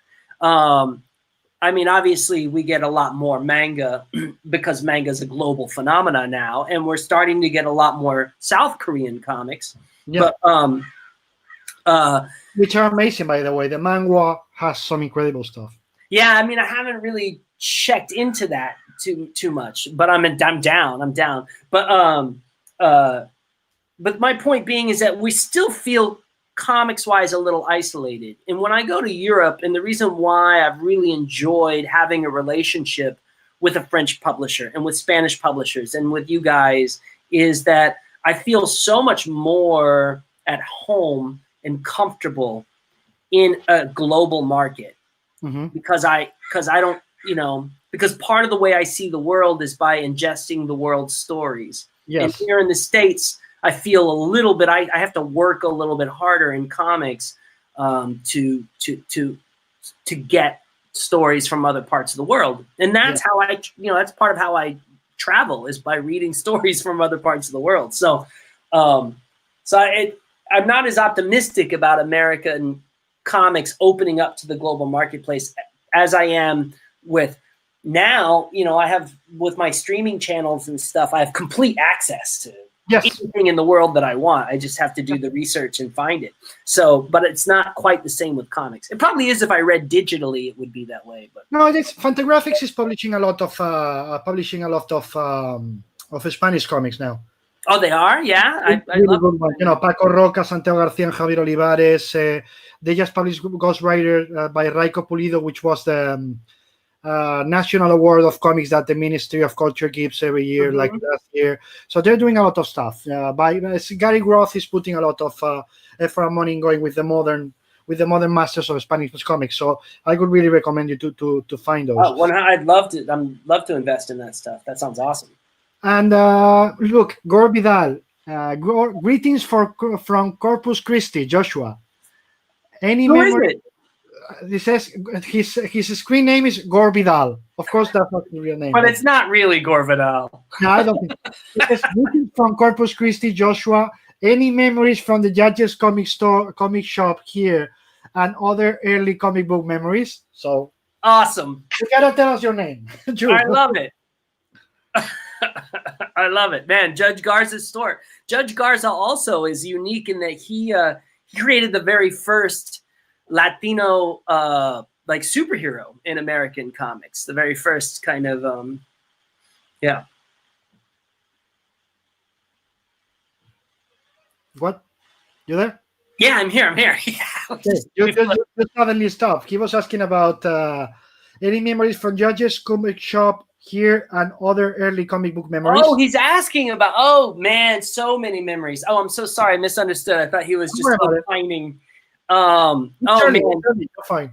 That Judge Garza's shop, yeah. I actually do have a really, really strong memory from that shop. He was a real judge, Judge Garza, and he was very strict with us. Like, we couldn't go into the store on a school day. Like, you couldn't skip school and go to the comic book store. Like, he was very strict. I don't know if he was conservative, but now I sort of get the vibe. Maybe he was a little bit more conservative guy. But his store was really incredible. And that's why I was first introduced to Robotech and all the role-playing games that we played throughout the 80s. So not just Dungeons & Dragons, but all the, a whole bunch of games. But I was a big game master. I played. I had like role-playing game groups happening all over Corpus. I had one in my neighborhood. I had at my school, and and during the 80s in the States, we had this scare, the demonology scare of the 80s, or the satanic scare of the 80s. And you can look all this stuff up online and on YouTube, but Dungeons and Dragons was directly attacked. This is long before it was a Wizards of the Coast product and all that stuff. It was directly attacked by these Christian groups, and it was claimed that these kids were killing themselves because their characters were dying in D&D, which turned out not to be true, and was a complete religious right manipulation in the Bible Belt of where we were in Texas. And so I had the principal of my school shut down my D&D group because of this satanic scare. And a quick side note, let me just tell you, this I promise is about Judge Garza. But like this satanic scare was so bad that I had a friend of mine's parents tell me that they had bought a table from a company that was a satanic table, and they had killed children on this table, and that it was now possessed.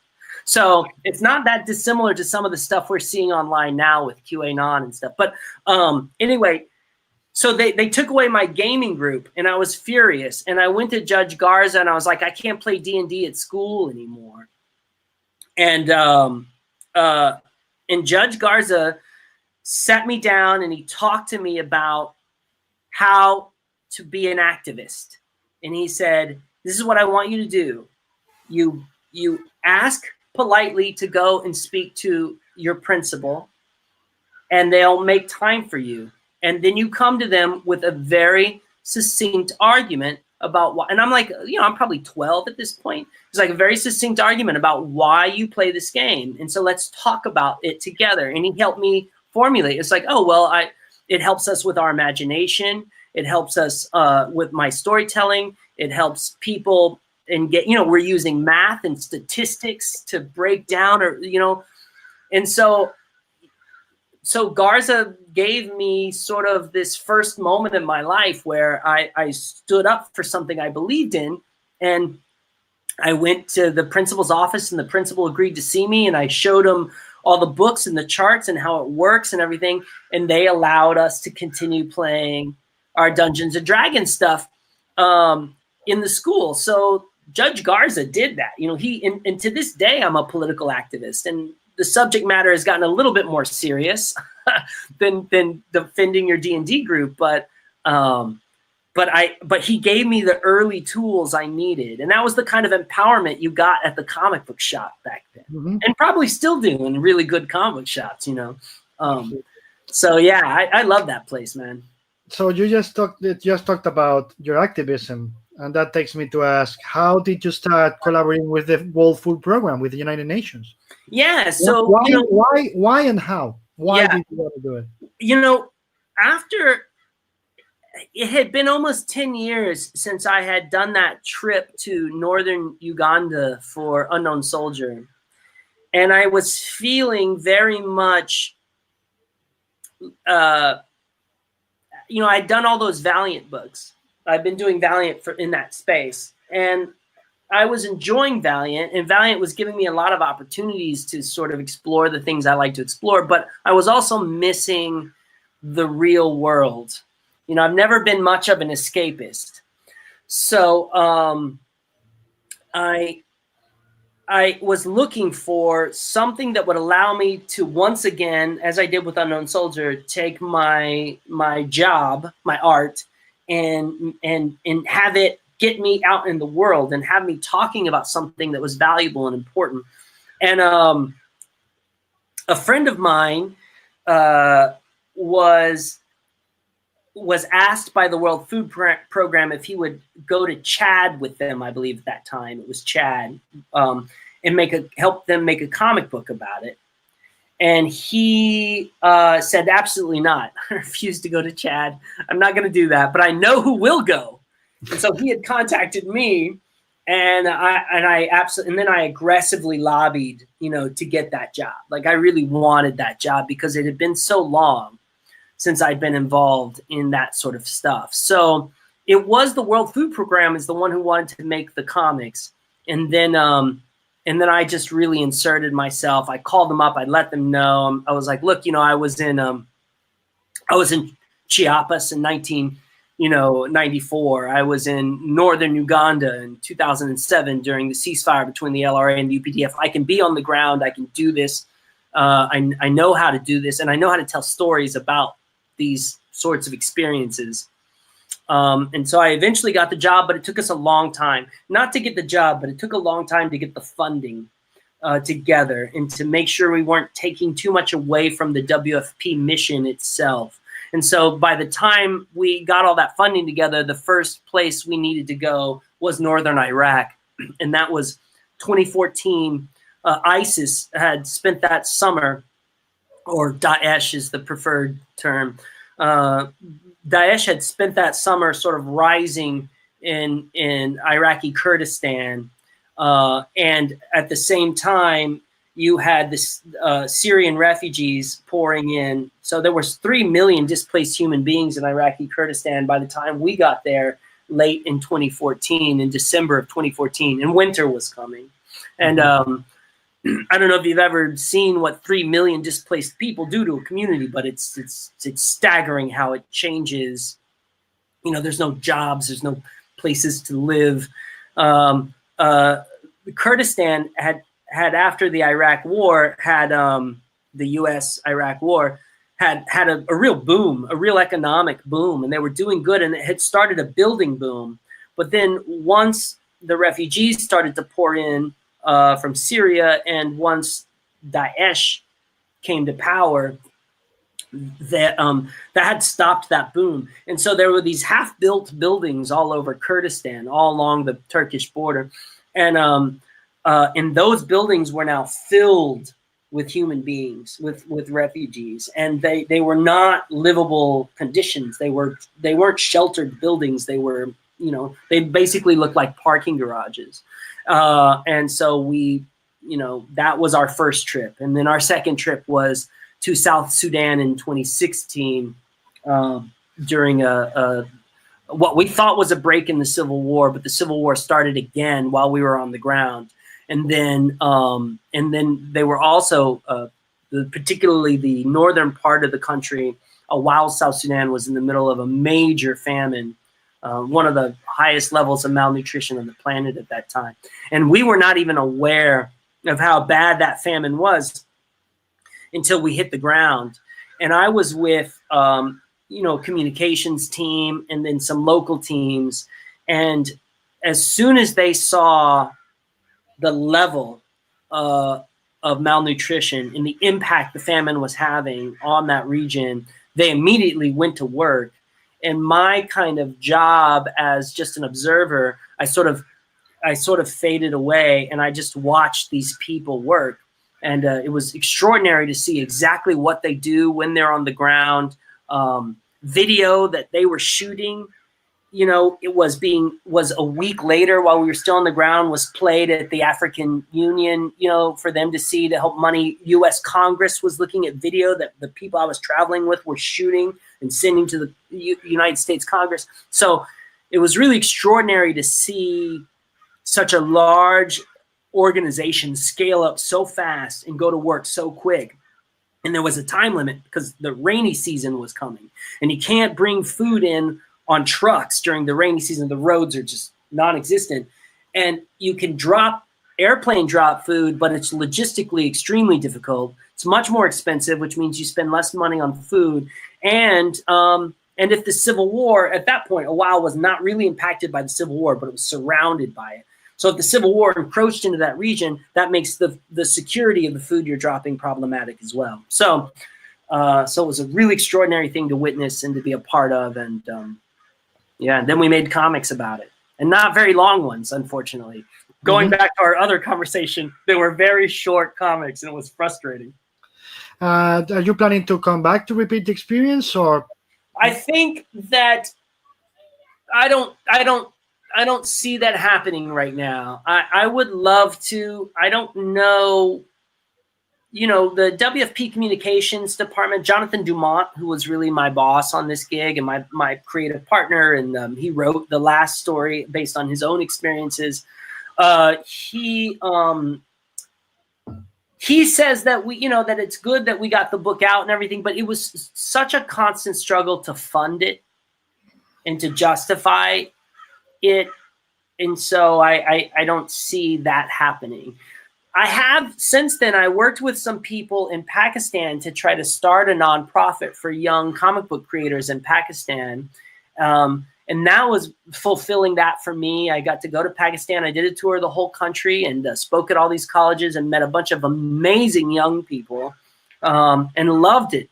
Loved the country and was planning to go back and start a real cycle of bringing up young creators. And we even brought 2 creators to San Diego in, I think 2018.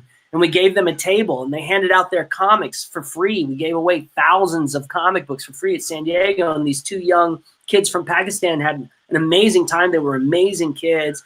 And the whole point of that nonprofit was to allow Pakistan to have a global voice, to be at Comic-Con, to have young creators, exactly what you and I were talking about, right?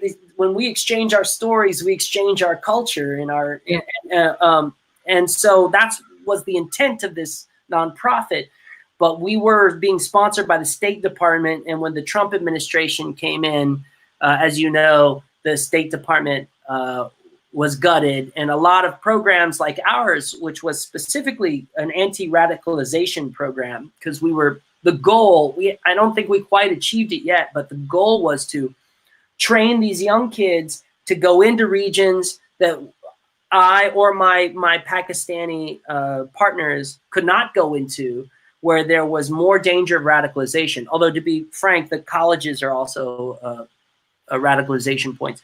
But have them go in there and, and to get more and more people from lower income communities. And probably I really wanted to see stories coming out of a lot. There's some very old, now permanent, like IDP camps along the Afghanistan border because of the war, the Afghan war with Russia and America's arming of the Mujahideen, which really just destabilized that region. And I wanted to get stories out of those regions, but those are not places that I could go. And those are not places even my Pakistan partners really were able to go. So that was the goal. But we lost funding from the State Department when the new administration came to power. So now I'm just I'm under lockdown because of COVID, and Americans can't travel. We're like the myth of American exceptionalism. American exceptionalism was always bullshit, but it's really, really clear now. Well, let's just hope, that orange Cheeto guy loses in November. This is we shouldn't get too involved in politics because it's depressing for me, and maybe some people don't agree with our politics, but this is going to be a really tough election. And I don't mean just there's just so much monkeying with our democratic process right now. And now the death of Ruth Bader Ginsburg has added another element like that. We're going to have one president put 3 Supreme Court justices on the bench after they intentionally deprived the previous president of putting a Supreme Court justice on the bench. So it's getting very tumultuous here between our political parties. It's becoming extremely difficult for us to find any common ground at all, where it feels very bleak. Well, it's really obvious that he's going to try to, trick the election in a way, just to whatever happens, he's going to say he's won. Yeah, exactly, of course. Like he's going to take it to the Supreme Court, so they gave him the win. Yeah, just like they did, Florida in 2000. Yeah, exactly. Yeah, but more obvious and not caring. It doesn't look obvious. At least they tried to cover it that time. Yeah. I don't give a shit. It's going to be obvious. Yeah. What I even find really, really scary is that, the Supreme Court judge that retired, nobody's wondering why. Nobody, even when it happened, it's like, why could he retire? What did Trump have on him? Who retired? When did this happen? one of the you mean earlier? Oh yeah, when they yes. It's like I kept asking people why nobody's wondering now, why is nobody investigating about why this guy retired Yeah. when he shouldn't have, when he Yeah, wouldn't yeah. have. He's younger. Why? And then it's been months or years already, and nobody has started even investigating that. It's like that's the part that I don't. They investigate everything else. That nobody has. Why?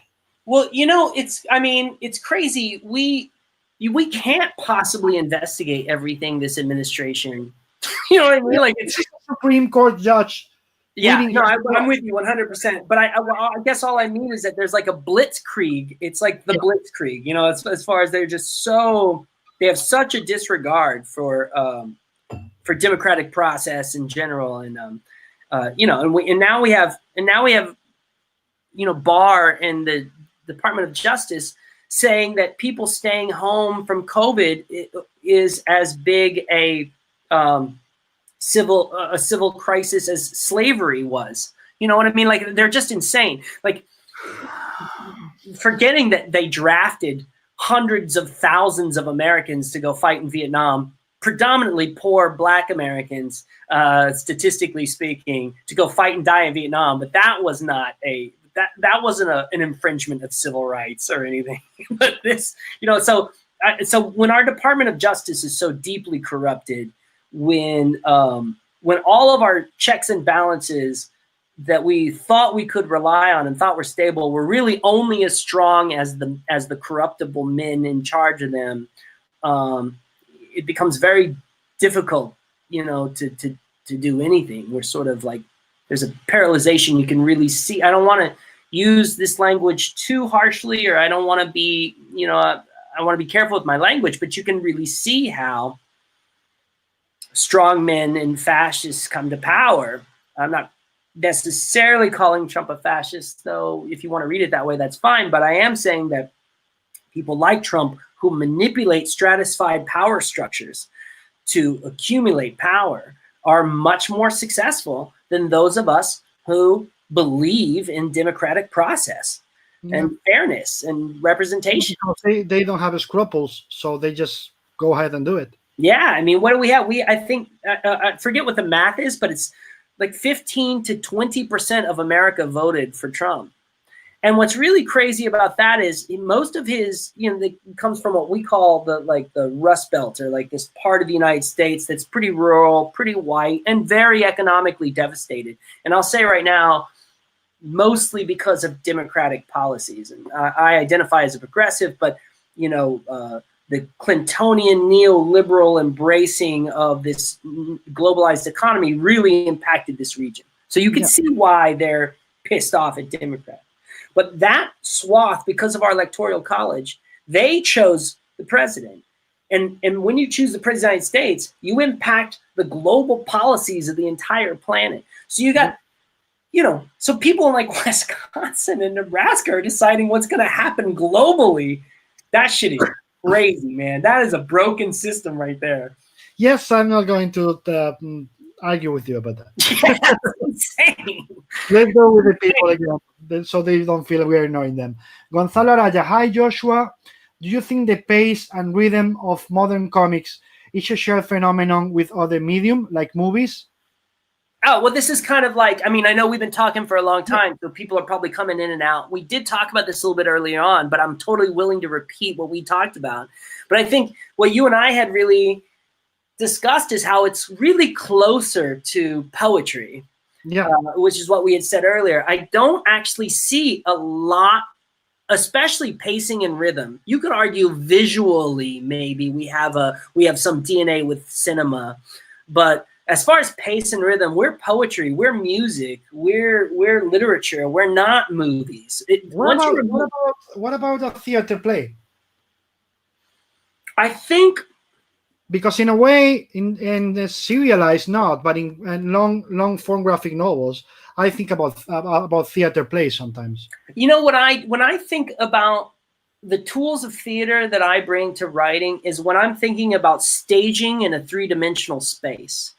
Like my artist doesn't necessarily need to be clued in on what I'm thinking about, but when I write, I'm always aware that I'm in a three-dimensional space, and I have a viewpoint that's moving around people and staging. And I've seen people who are not comic book writers who come in from other, like I've seen novelists and stuff come in, and they have no concept of staging in a three-dimensional space. And you'll read their scripts and it'll be a nightmare. You'll be like, wait a minute, where was this guy? How is he here now?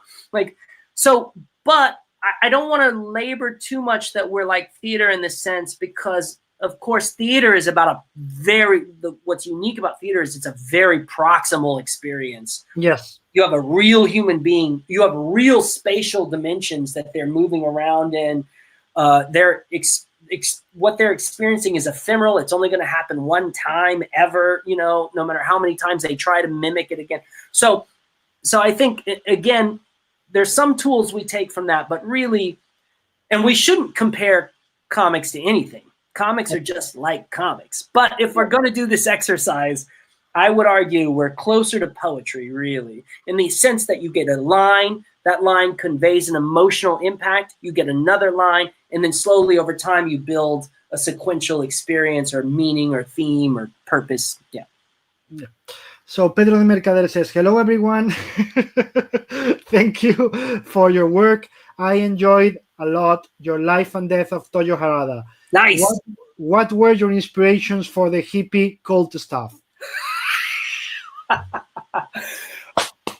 I have all, yeah. It's like the pie. Let's start with the pie. I have always thought that Toyo Harada has always been a cult leader in my take of it. I am obsessed with cult leaders. There's something about the charisma and the power that's then used for corruptible or like non-ethical, that is interesting to me. I think it's one of the great flaws of the human species is that we can be so attracted to someone who's so obviously controlling us. This brings us back to a discussion about our president, the United States president. But I think that, so I always saw Toyo Harada as one of these charismatic figures that created deep, profound loyalty towards him because of his power, because of his intellect, and because of his mission. And so it became very obvious to me that what would Toyo Harada do if he lost all memory and all sense of self and totally everything that made him, like surviving the atomic bomb and losing his parents in the war and wanting to, if all that went away and he's just purely his ego and his id, what would he be? He'd be a cult leader. And so the timing really worked out too. If you look at the course of his life and how old he is, it was very appropriate that he drop at a time when that was when we had a lot of cults, in the late 60s and stuff, as the flower child movement was beginning to disintegrate and the worst angels of human nature were emerging from this peace, love, and happiness stuff. All those people would become the boomers and totally fuck us, by the way, all those hippies. So with all their peace, love stuff, they all became corporatist, nihilist assholes, greedy, selfish sons of bitches. And so I just thought it all thematically fit so perfectly that that's what I wanted to do. Okay. Luis P. Videos, what's your favorite comic character? Oh man, it's hard. There's a lot of them. I'm a huge Silver Surfer fan. He's Toyo Harada. Oh, that's not real. I can't say my own character. That's not fair. Yes, you can. Of course you can. No. Here you can say whatever the fuck you want. So I worked on Swamp Thing, so I think Swamp Thing is one of my favorite characters. I love Silver Surfer. I really like monsters. I like people who are human inside but are having trouble having everyone else see their humanity. I'm a big Cerebus fan. There's a lot of great characters that I love, but I think of the really big ones. I mean, I think Swamp Thing is a big influence on me. It always was, even before I started working on Swamp Thing. And I identify a great deal with Swamp Thing. The idea of a spirit trapped in matter, he's the real human being, but he's like just trapped in, I love that. Yeah. And what was I saying? Sorry. I'm eager to see you, man. Hope you and Kelly. Whoa, wait. This Who is is that? oh, this is Kafu. He's trying to say somebody else. Ah! Hello, guys. I wanted to say a lot of things to Joshua, but now I can only say his hair looks awesome. It's my COVID cut. I've been cutting it myself. And suddenly, I'm more convinced than ever that I want to work with him again because I want to work with Cafu again too. I love him so much. You're such a wonderful person, Cafu. You're such an amazing talent. I love you guys. And he also adds, I'm eager to see you, man. Hope you and Kelly are well. Hawks from Madrid. Yes, we're coming back to Spain one day when the world lets Americans travel again. Yeah, if Trump loses the election, I will bet you that the frontiers will open in January for you guys. Yeah.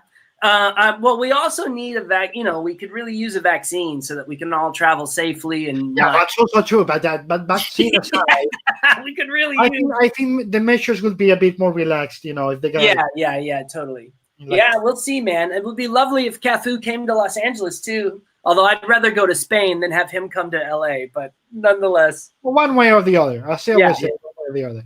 Okay, Gore Vidal. Again, you're not Gore Vidal. You're still not telling us our name. We want to know. Anyway. Who are you, Gore Vidal? Do I know you? Are you like a we want to know. brother?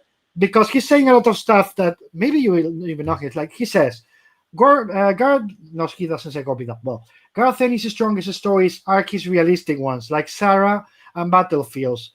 Dear Billy, or his collaboration of relationship with like those of John Constantine with Keating Hellraiser. Yes, that's what we were saying before. Yeah. That's the part that people doesn't notice. We go for the flashier stuff. Yes. But that's what really Garth speaks about is the human beings. Yes.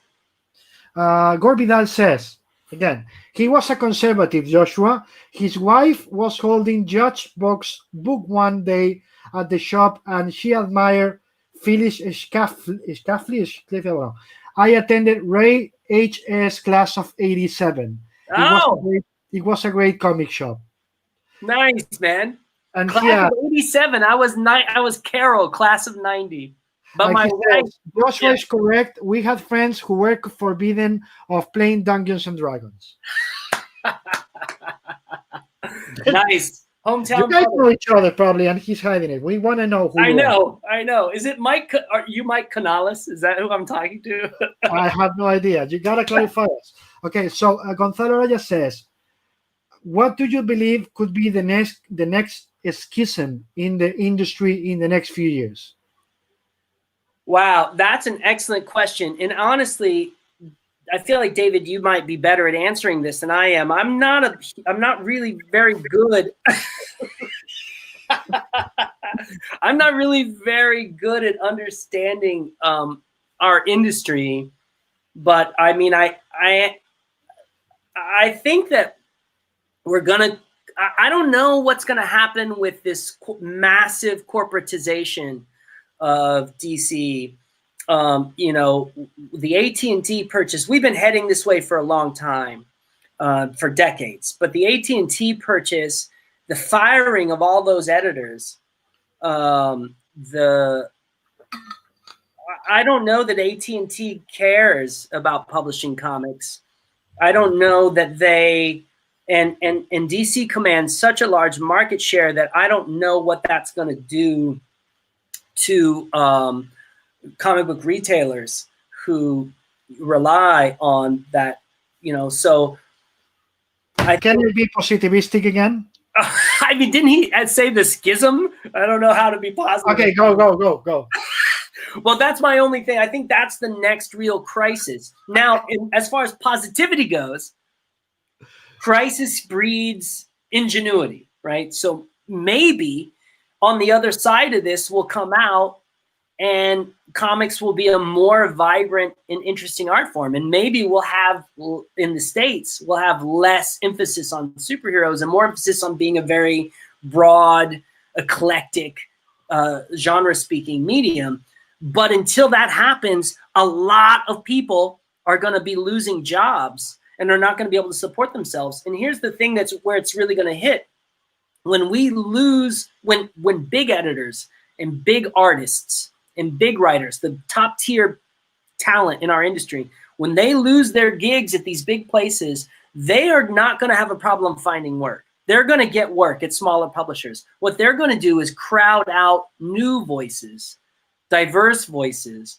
Publishers are not going, or publishers are going to hire, I don't want to put a name out there, but they're going to hire insert top tier writer as opposed to hiring a young, new, like gay creator or something. You know what I mean? And so that's where this increased corporatization and the slimming down of the major publishers that are huge employers, that's where the problem lies. I want the art to be better too in American comics, but we are also an economy, and we're a human economy, and people have to pay their rent and send their kids to school and feed their families. And once that stops happening, that's going to be because these mega corporations that, by the way, make billions of dollars. Like, it's crazy to me that DC said, or Marvel, where they said pencils down, you know, you're fold 10% of your movie profits back into your publishing company and support your artists who have been there for you for this long. This is the problem with this sort of hyperactive mercenary capitalism that we're experiencing. So that's my fear, is that we're about to lose a lot of jobs, and that's going to cause a flood in the industry that's going to drown out new voices and give fewer chances to new creators. Now, the internet is a new tool that young, new, fresh voices have that I didn't have when I started. So maybe it'll balance out, but that's where I think the next problematic aspect is going to come from. And COVID isn't going to help. Nope. You know? Absolutely. Okay, my positivity side. Let's hear it. I can't wait. I want it. Let's take it from an industry point of view. You're Diamond. Yeah. And I tell you, I'm DC. I tell you, fuck off. I'm taking all my stuff somewhere else. Yes. And as Diamond, I say, shit, if I am not making money with DC, I want to bury them. I need to find somebody that is not Marvel, because my Marvel share is going to be there, that makes me cover that gap. Mm-hmm. Who do you turn to? Image. Right. So it's really obvious that Diamond is pushing Image a lot more, because they need to cover that space. What does that mean? A lot of new comics that are not superheroes, a lot of comics that other audiences getting into a lot of people's hands in comic stores that they would never have before. Yeah. Because Diamond pushed Marvel, DC, and then the rest. Yeah. Now they need to push Image a lot. Image, Dark Horse, but especially Image, because of the volume of publish. Yeah. And then you see the numbers for, James Tynion last month, 100,000 copies of issue 1 of an Image book. When I saw that, it's like, of course the book is amazing. I'm not talking about the quality. I'm saying, why do you get such big numbers? Because the distributor has to push for Image books. They have to push to get money from someone else. Being Image, being Boom, being Dark Horse. That's going to give us a lot more diverse material, a lot of more diverse stories. It's going to flood the market in a good sense with a lot of stuff in the direct market that people in floppies didn't usually read, because they could only get, because again, that's what the distributor needed. They needed Marvel and DC. Now the distributor needs something else. Yeah. So in a way, that's going to get us a lot more stuff. And it's going to get a lot of those editors who lost their jobs are going to probably do freelance editors, as Alejandro, as you well know, is now work at Valiant, and other people. A lot of those are being freelance editors. So a lot of those editors probably going to get jobs as freelance editors, probably doing companies, their own companies as freelance editors. So they're going to have the freedom to edit the book, the stuff they love, with the creators they love. Yeah, I mean, I definitely see that happening. I'm not sure that Image can, and Dark Horse and these other, I'm not sure they can absorb all of the people released from DC. But I do agree with you. Like, I mean, I think that in the long run, if we can survive this change, I think it's actually going to make better comics. Yeah. I mean, I think no offense, but I think that by having Marvel and DC be the biggest, not that they didn't make good comics, but I do think they impacted the quality of comics, and they dictated how the market moved. So if DC felt that they needed to produce shorter, back to our previous conversation, shorter miniseries, because that way they could churn the quarter profits more, they then trained the consumer to read that way, and then everyone had to follow. So in the long run, it's never good to have only a few companies controlling such a huge amount of the market share. We ultimately want these smaller publishers to gain more market share and have more of a voice, and so that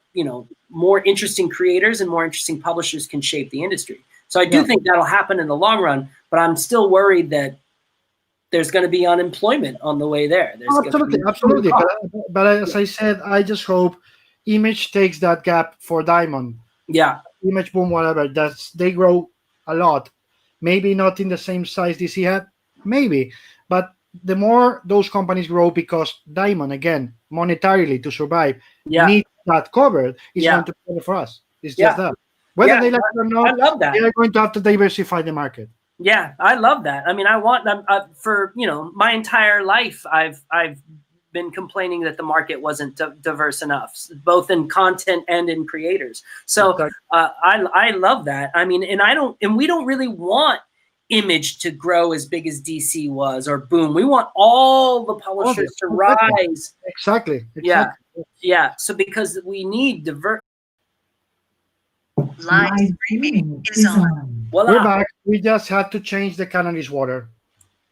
If you get this expression, good for you. If you don't get it, it's better for your brain. So don't worry about it. Felipe González Hernández asked you, how did you remember your experience with Unknown Soldier? Oh, it's nothing but positive.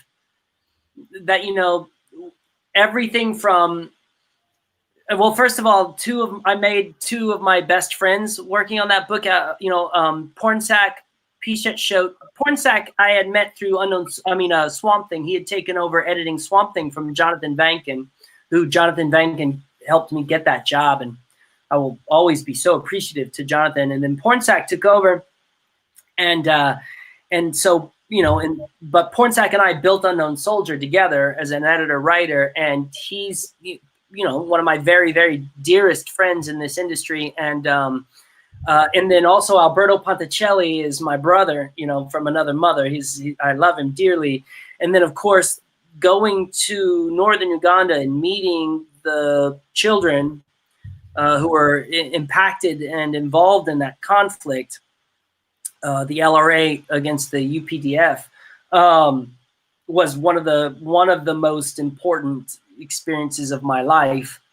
And the publisher, Karen Berger, was extremely defended us at every level, protected the book, loved the book, gave the book an extra year that sales-wise we frankly didn't deserve, and that allowed us to complete the book in a way that, we still cut it short, but I don't think it shows in the material. And then lastly, it solidified my own personal philosophy about the world and helped me hone in on what is my life's work, which is trying with everything I can to expand myself and my place in the world enough that I can help people who don't have a voice, particularly human beings who are completely dehumanized by political and social situations. And that's, in Unknown Soldier, that was civilians in war zones, which people think that Unknown Soldier is a war book, but really it's mostly about civilians in conflict. And then all the way to the World Food Program books, and then even my work at Valiant is repeatedly about people who have no human worth in the societal vision. Harada fights for people who have no voice. The Renegades fight for people who have no voice, young people, and then going all the way to Goodnight Paradise about homelessness in Los Angeles. So it was while I was in northern Uganda with people living in IDP camps and living in the bush and child combatants that I realized that my whole purpose for being in the world is to try to understand why we must devalue other human beings, why we have to take everything away from them. What is it in us that causes this inhumanity towards our own species? And so that book changed everything for me. Mm-hmm. Okay, Gore Vidal has revealed his name. What's his name? Miguel Rodriguez. I knew it was Michael. No, wait. No, I'm thinking somebody else. It's not. Oh, never mind. Never mind. Hello, Miguel. It's great to talk to you. Okay, Angel, sorry for the delay, but I just came back from work, says Angel Perez. Thanks for joining us. You are one of the best writers of the Valiant Second Era, so thank you. Thanks for the talk. Thank you for watching, Angel. Thank you. He asked you, why did you decide to work with TKO? How are they? But he probably doesn't know the publisher. I really love their offer of different editions, kind of editions at the same time. Any chance that you work with them again? Yes, there's something coming out. I can't talk about it. It'll be out next year, I think. I really like TKO, man. I chose to work with them because, you know, after being one of the many people who helped start Valiant, or restart Valiant, I should say, I had really grown an affinity for like being at a new publisher. Like, it's really fun. You're part of something fresh. You build it from the ground up. Your voice matters in the company. The things you say end up becoming company rhetoric. And in that way, you affect the larger industry as a whole in a way that, you know, I'm not Scott Snyder. I'm not a big enough name. But if I come together in a cooperative way with a bunch of other creators, we can impact the industry with a new publisher if we do it right.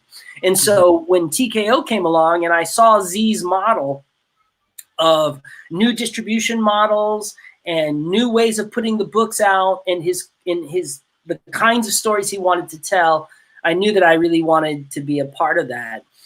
So it's great. And yes, there is more TKO work in the future. And what about this other new publisher you're working? I can say, and so then Bad Idea, you know, is I let the ball just dropping for you, so you just kicked it. I know. I know. Thank you. Thank you. Well, that's exactly it. You know, when Dinesh, who I have tremendous respect for, and Warren, who I also have tremendous respect for, and also I think Warren and I have made some really great comics over the years. Yeah, so I really value him as a collaborator, but also as a friend. And you know, when they came to me and proposed this new publisher, for all the reasons I just said, you know, I was totally in. And not only am I get to once again for the third time be part of a publishing launch, but I also get to do it with my friends. And I know that I probably shouldn't approach my career like this, but really I just want to work with my friends. I just want to make new friends, and I want to work with my old friends. I don't really think about what I should be doing next for my career. I just see my friends say, hey, we're doing this cool thing, and I want to be a part of it. So. Why not? If it works for you. Yeah, man, I'm doing good. I'm paying my rent. I eat. If it works for you, why would you change? Yeah, exactly. I don't need to be a superstar or anything. Yeah, where did you? Daniela Cunha says, Joshua is one of the guys with more talent and funniest guys I've ever met. Hello, and he said he's a bastard. He's saying, tell him to say something in Spanish. Oh no! Say something in Spanish.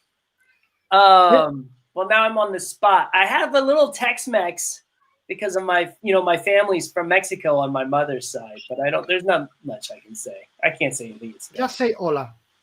Well, I can say hola. You say, ¿Dónde está? ¿Dónde está el baño? What do you want from me? That's okay. That's it. That's the most useful. Death and cursing. So that's Yes. done. Angel Perez asks, where did you get the idea for Goodnight Paradise? How did I it? lived, yeah, I lived in Venice Beach for 20 years. I moved from Venice Beach in the middle of writing Goodnight Paradise because I was pushed out by illegal Airbnbs, which is something that we talk about in Goodnight Paradise.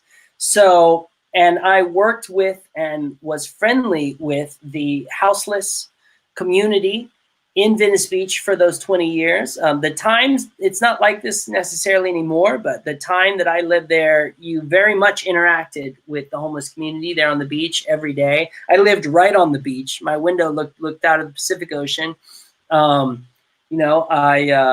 so Goodnight Paradise, it is literally everything that happens in Goodnight Paradise is something I either saw or I heard about directly over those 20 years.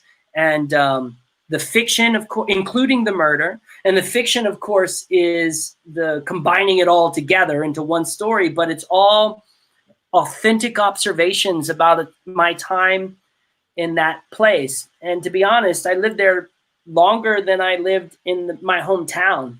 And I feel that Venice, not what it is today, it's changed quite a bit just in the last 5 years. But the Venice Beach that I moved into in 2000, is the closest thing to home I've ever had. So that's where that story comes from, home. Yeah. It's also about getting your life stolen from you, right? Your home, your heart, the place Yes. where you felt you belong. Yeah, exactly. And like how we, and I hope that it's complex enough that we discuss what does it mean to live somewhere and to not have the power to be able to stay there, and do we deserve, I hope it's not too preachy, like I don't, we do discuss some of the we try to discuss both sides of the gentrification issue in that book, but it's very complex, and it goes back to the theme that I was mentioning before with Unknown Soldier, of human beings who have no value to society, especially here in the States, where we kind of have this sort of runaway capitalism where, if you don't, what's your worth? What's your value? If you don't have money or you can't afford to live here. So I wanted to discuss all that. And it's giving a voice to the voiceless. I mean, I hope so. Yeah, I hope so. And also trying to be honest about it and not being like preachy or didactic.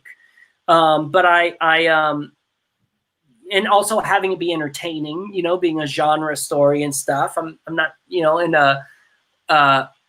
so that's where it comes from. But to be truthful, it's a real extension of Unknown Soldier, in that I kept going, and for the World Food Program comics too, I kept going to the other side of the world, trying with everything I had to understand cultures that are completely different from me. Spending 2 months in East Africa does not make me an expert on what it means to be East African. Like it just doesn't. Like there's going to be representational problems.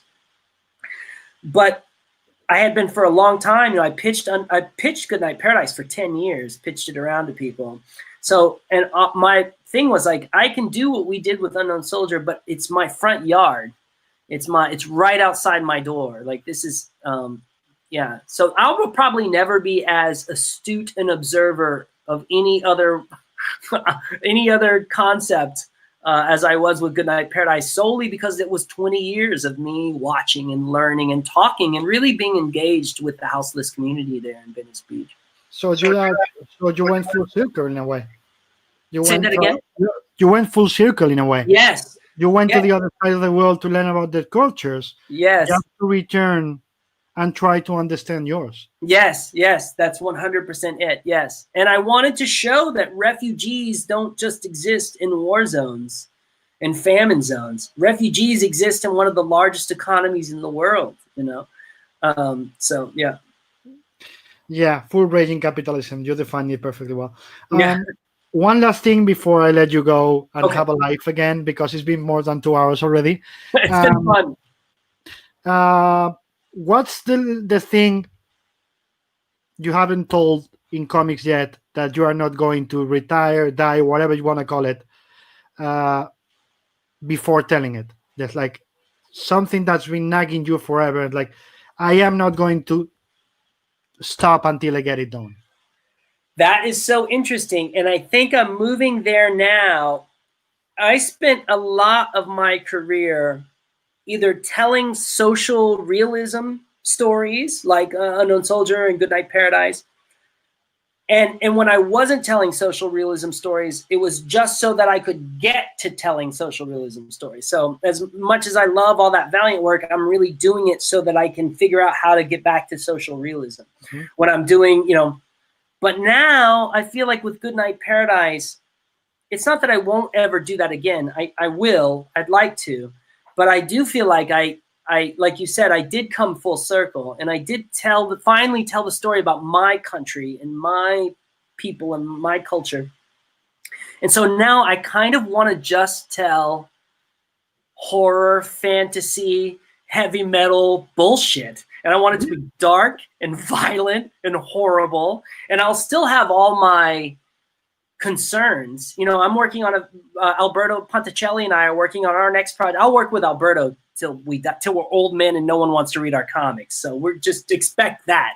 We'll be, but the next thing we're doing is so different than everything Alberto and I have done before. It's complete fantasy.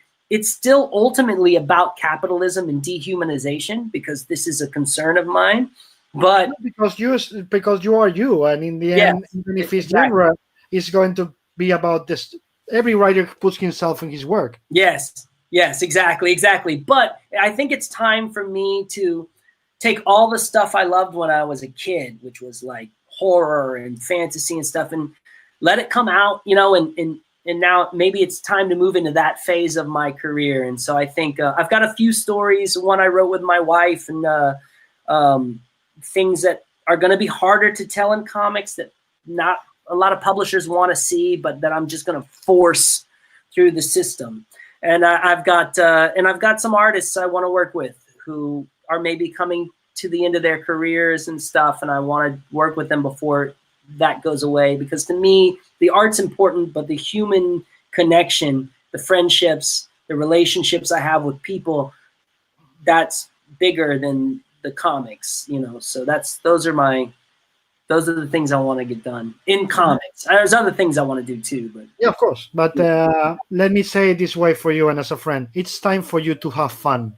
Yeah. Stop going to war zones. I mean, we'll see. We'll see. Write about fun stuff, you idiot. about horror, about that kind of things. Just have fun. Go genre crazy. Romance, horror, whatever. Just fun. Just have fun.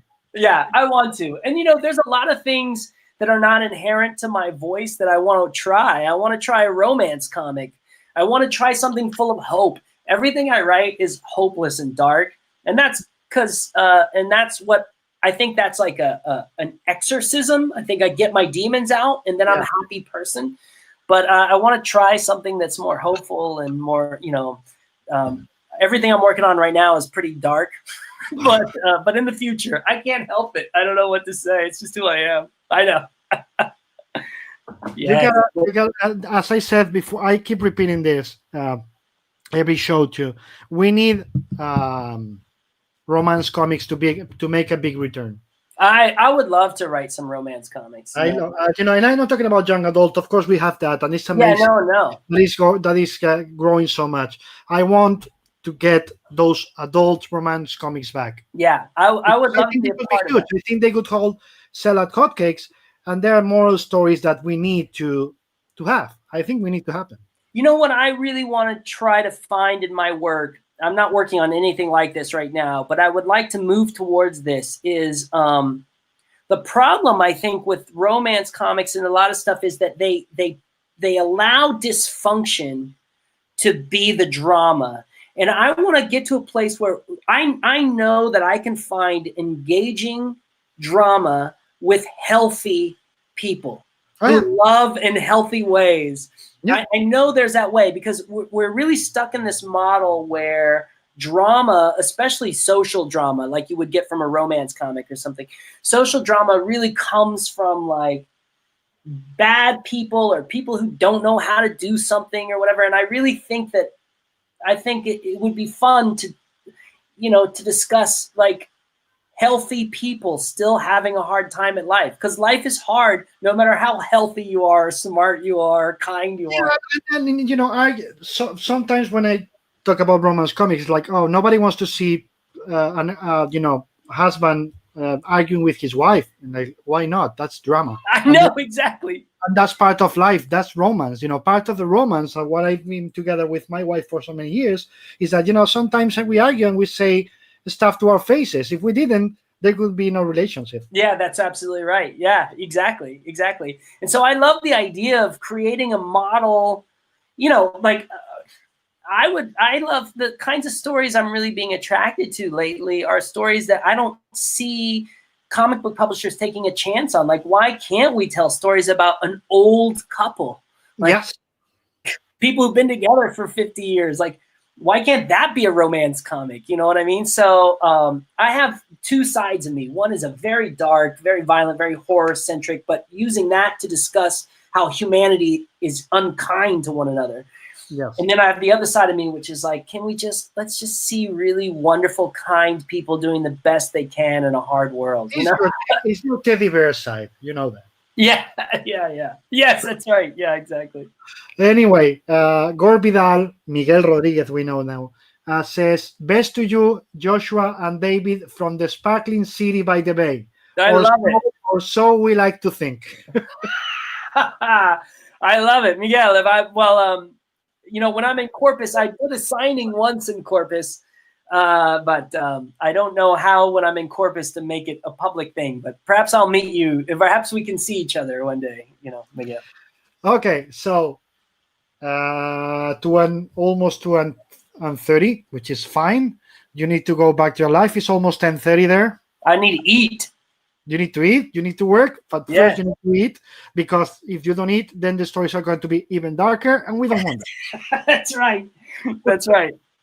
Okay, so please don't cut, my friend, because I want to say proper goodbye to you after we cut the live feed. And to all of you, thank you so much for being here. Wear your mask. Don't be assholes. That's right. To you, Josh, thank you so much for being here. Love you. And tomorrow with us, mañana con nosotros, el gran Fernando de Felipe. Awesome. And we're off in 3, 2, 1, and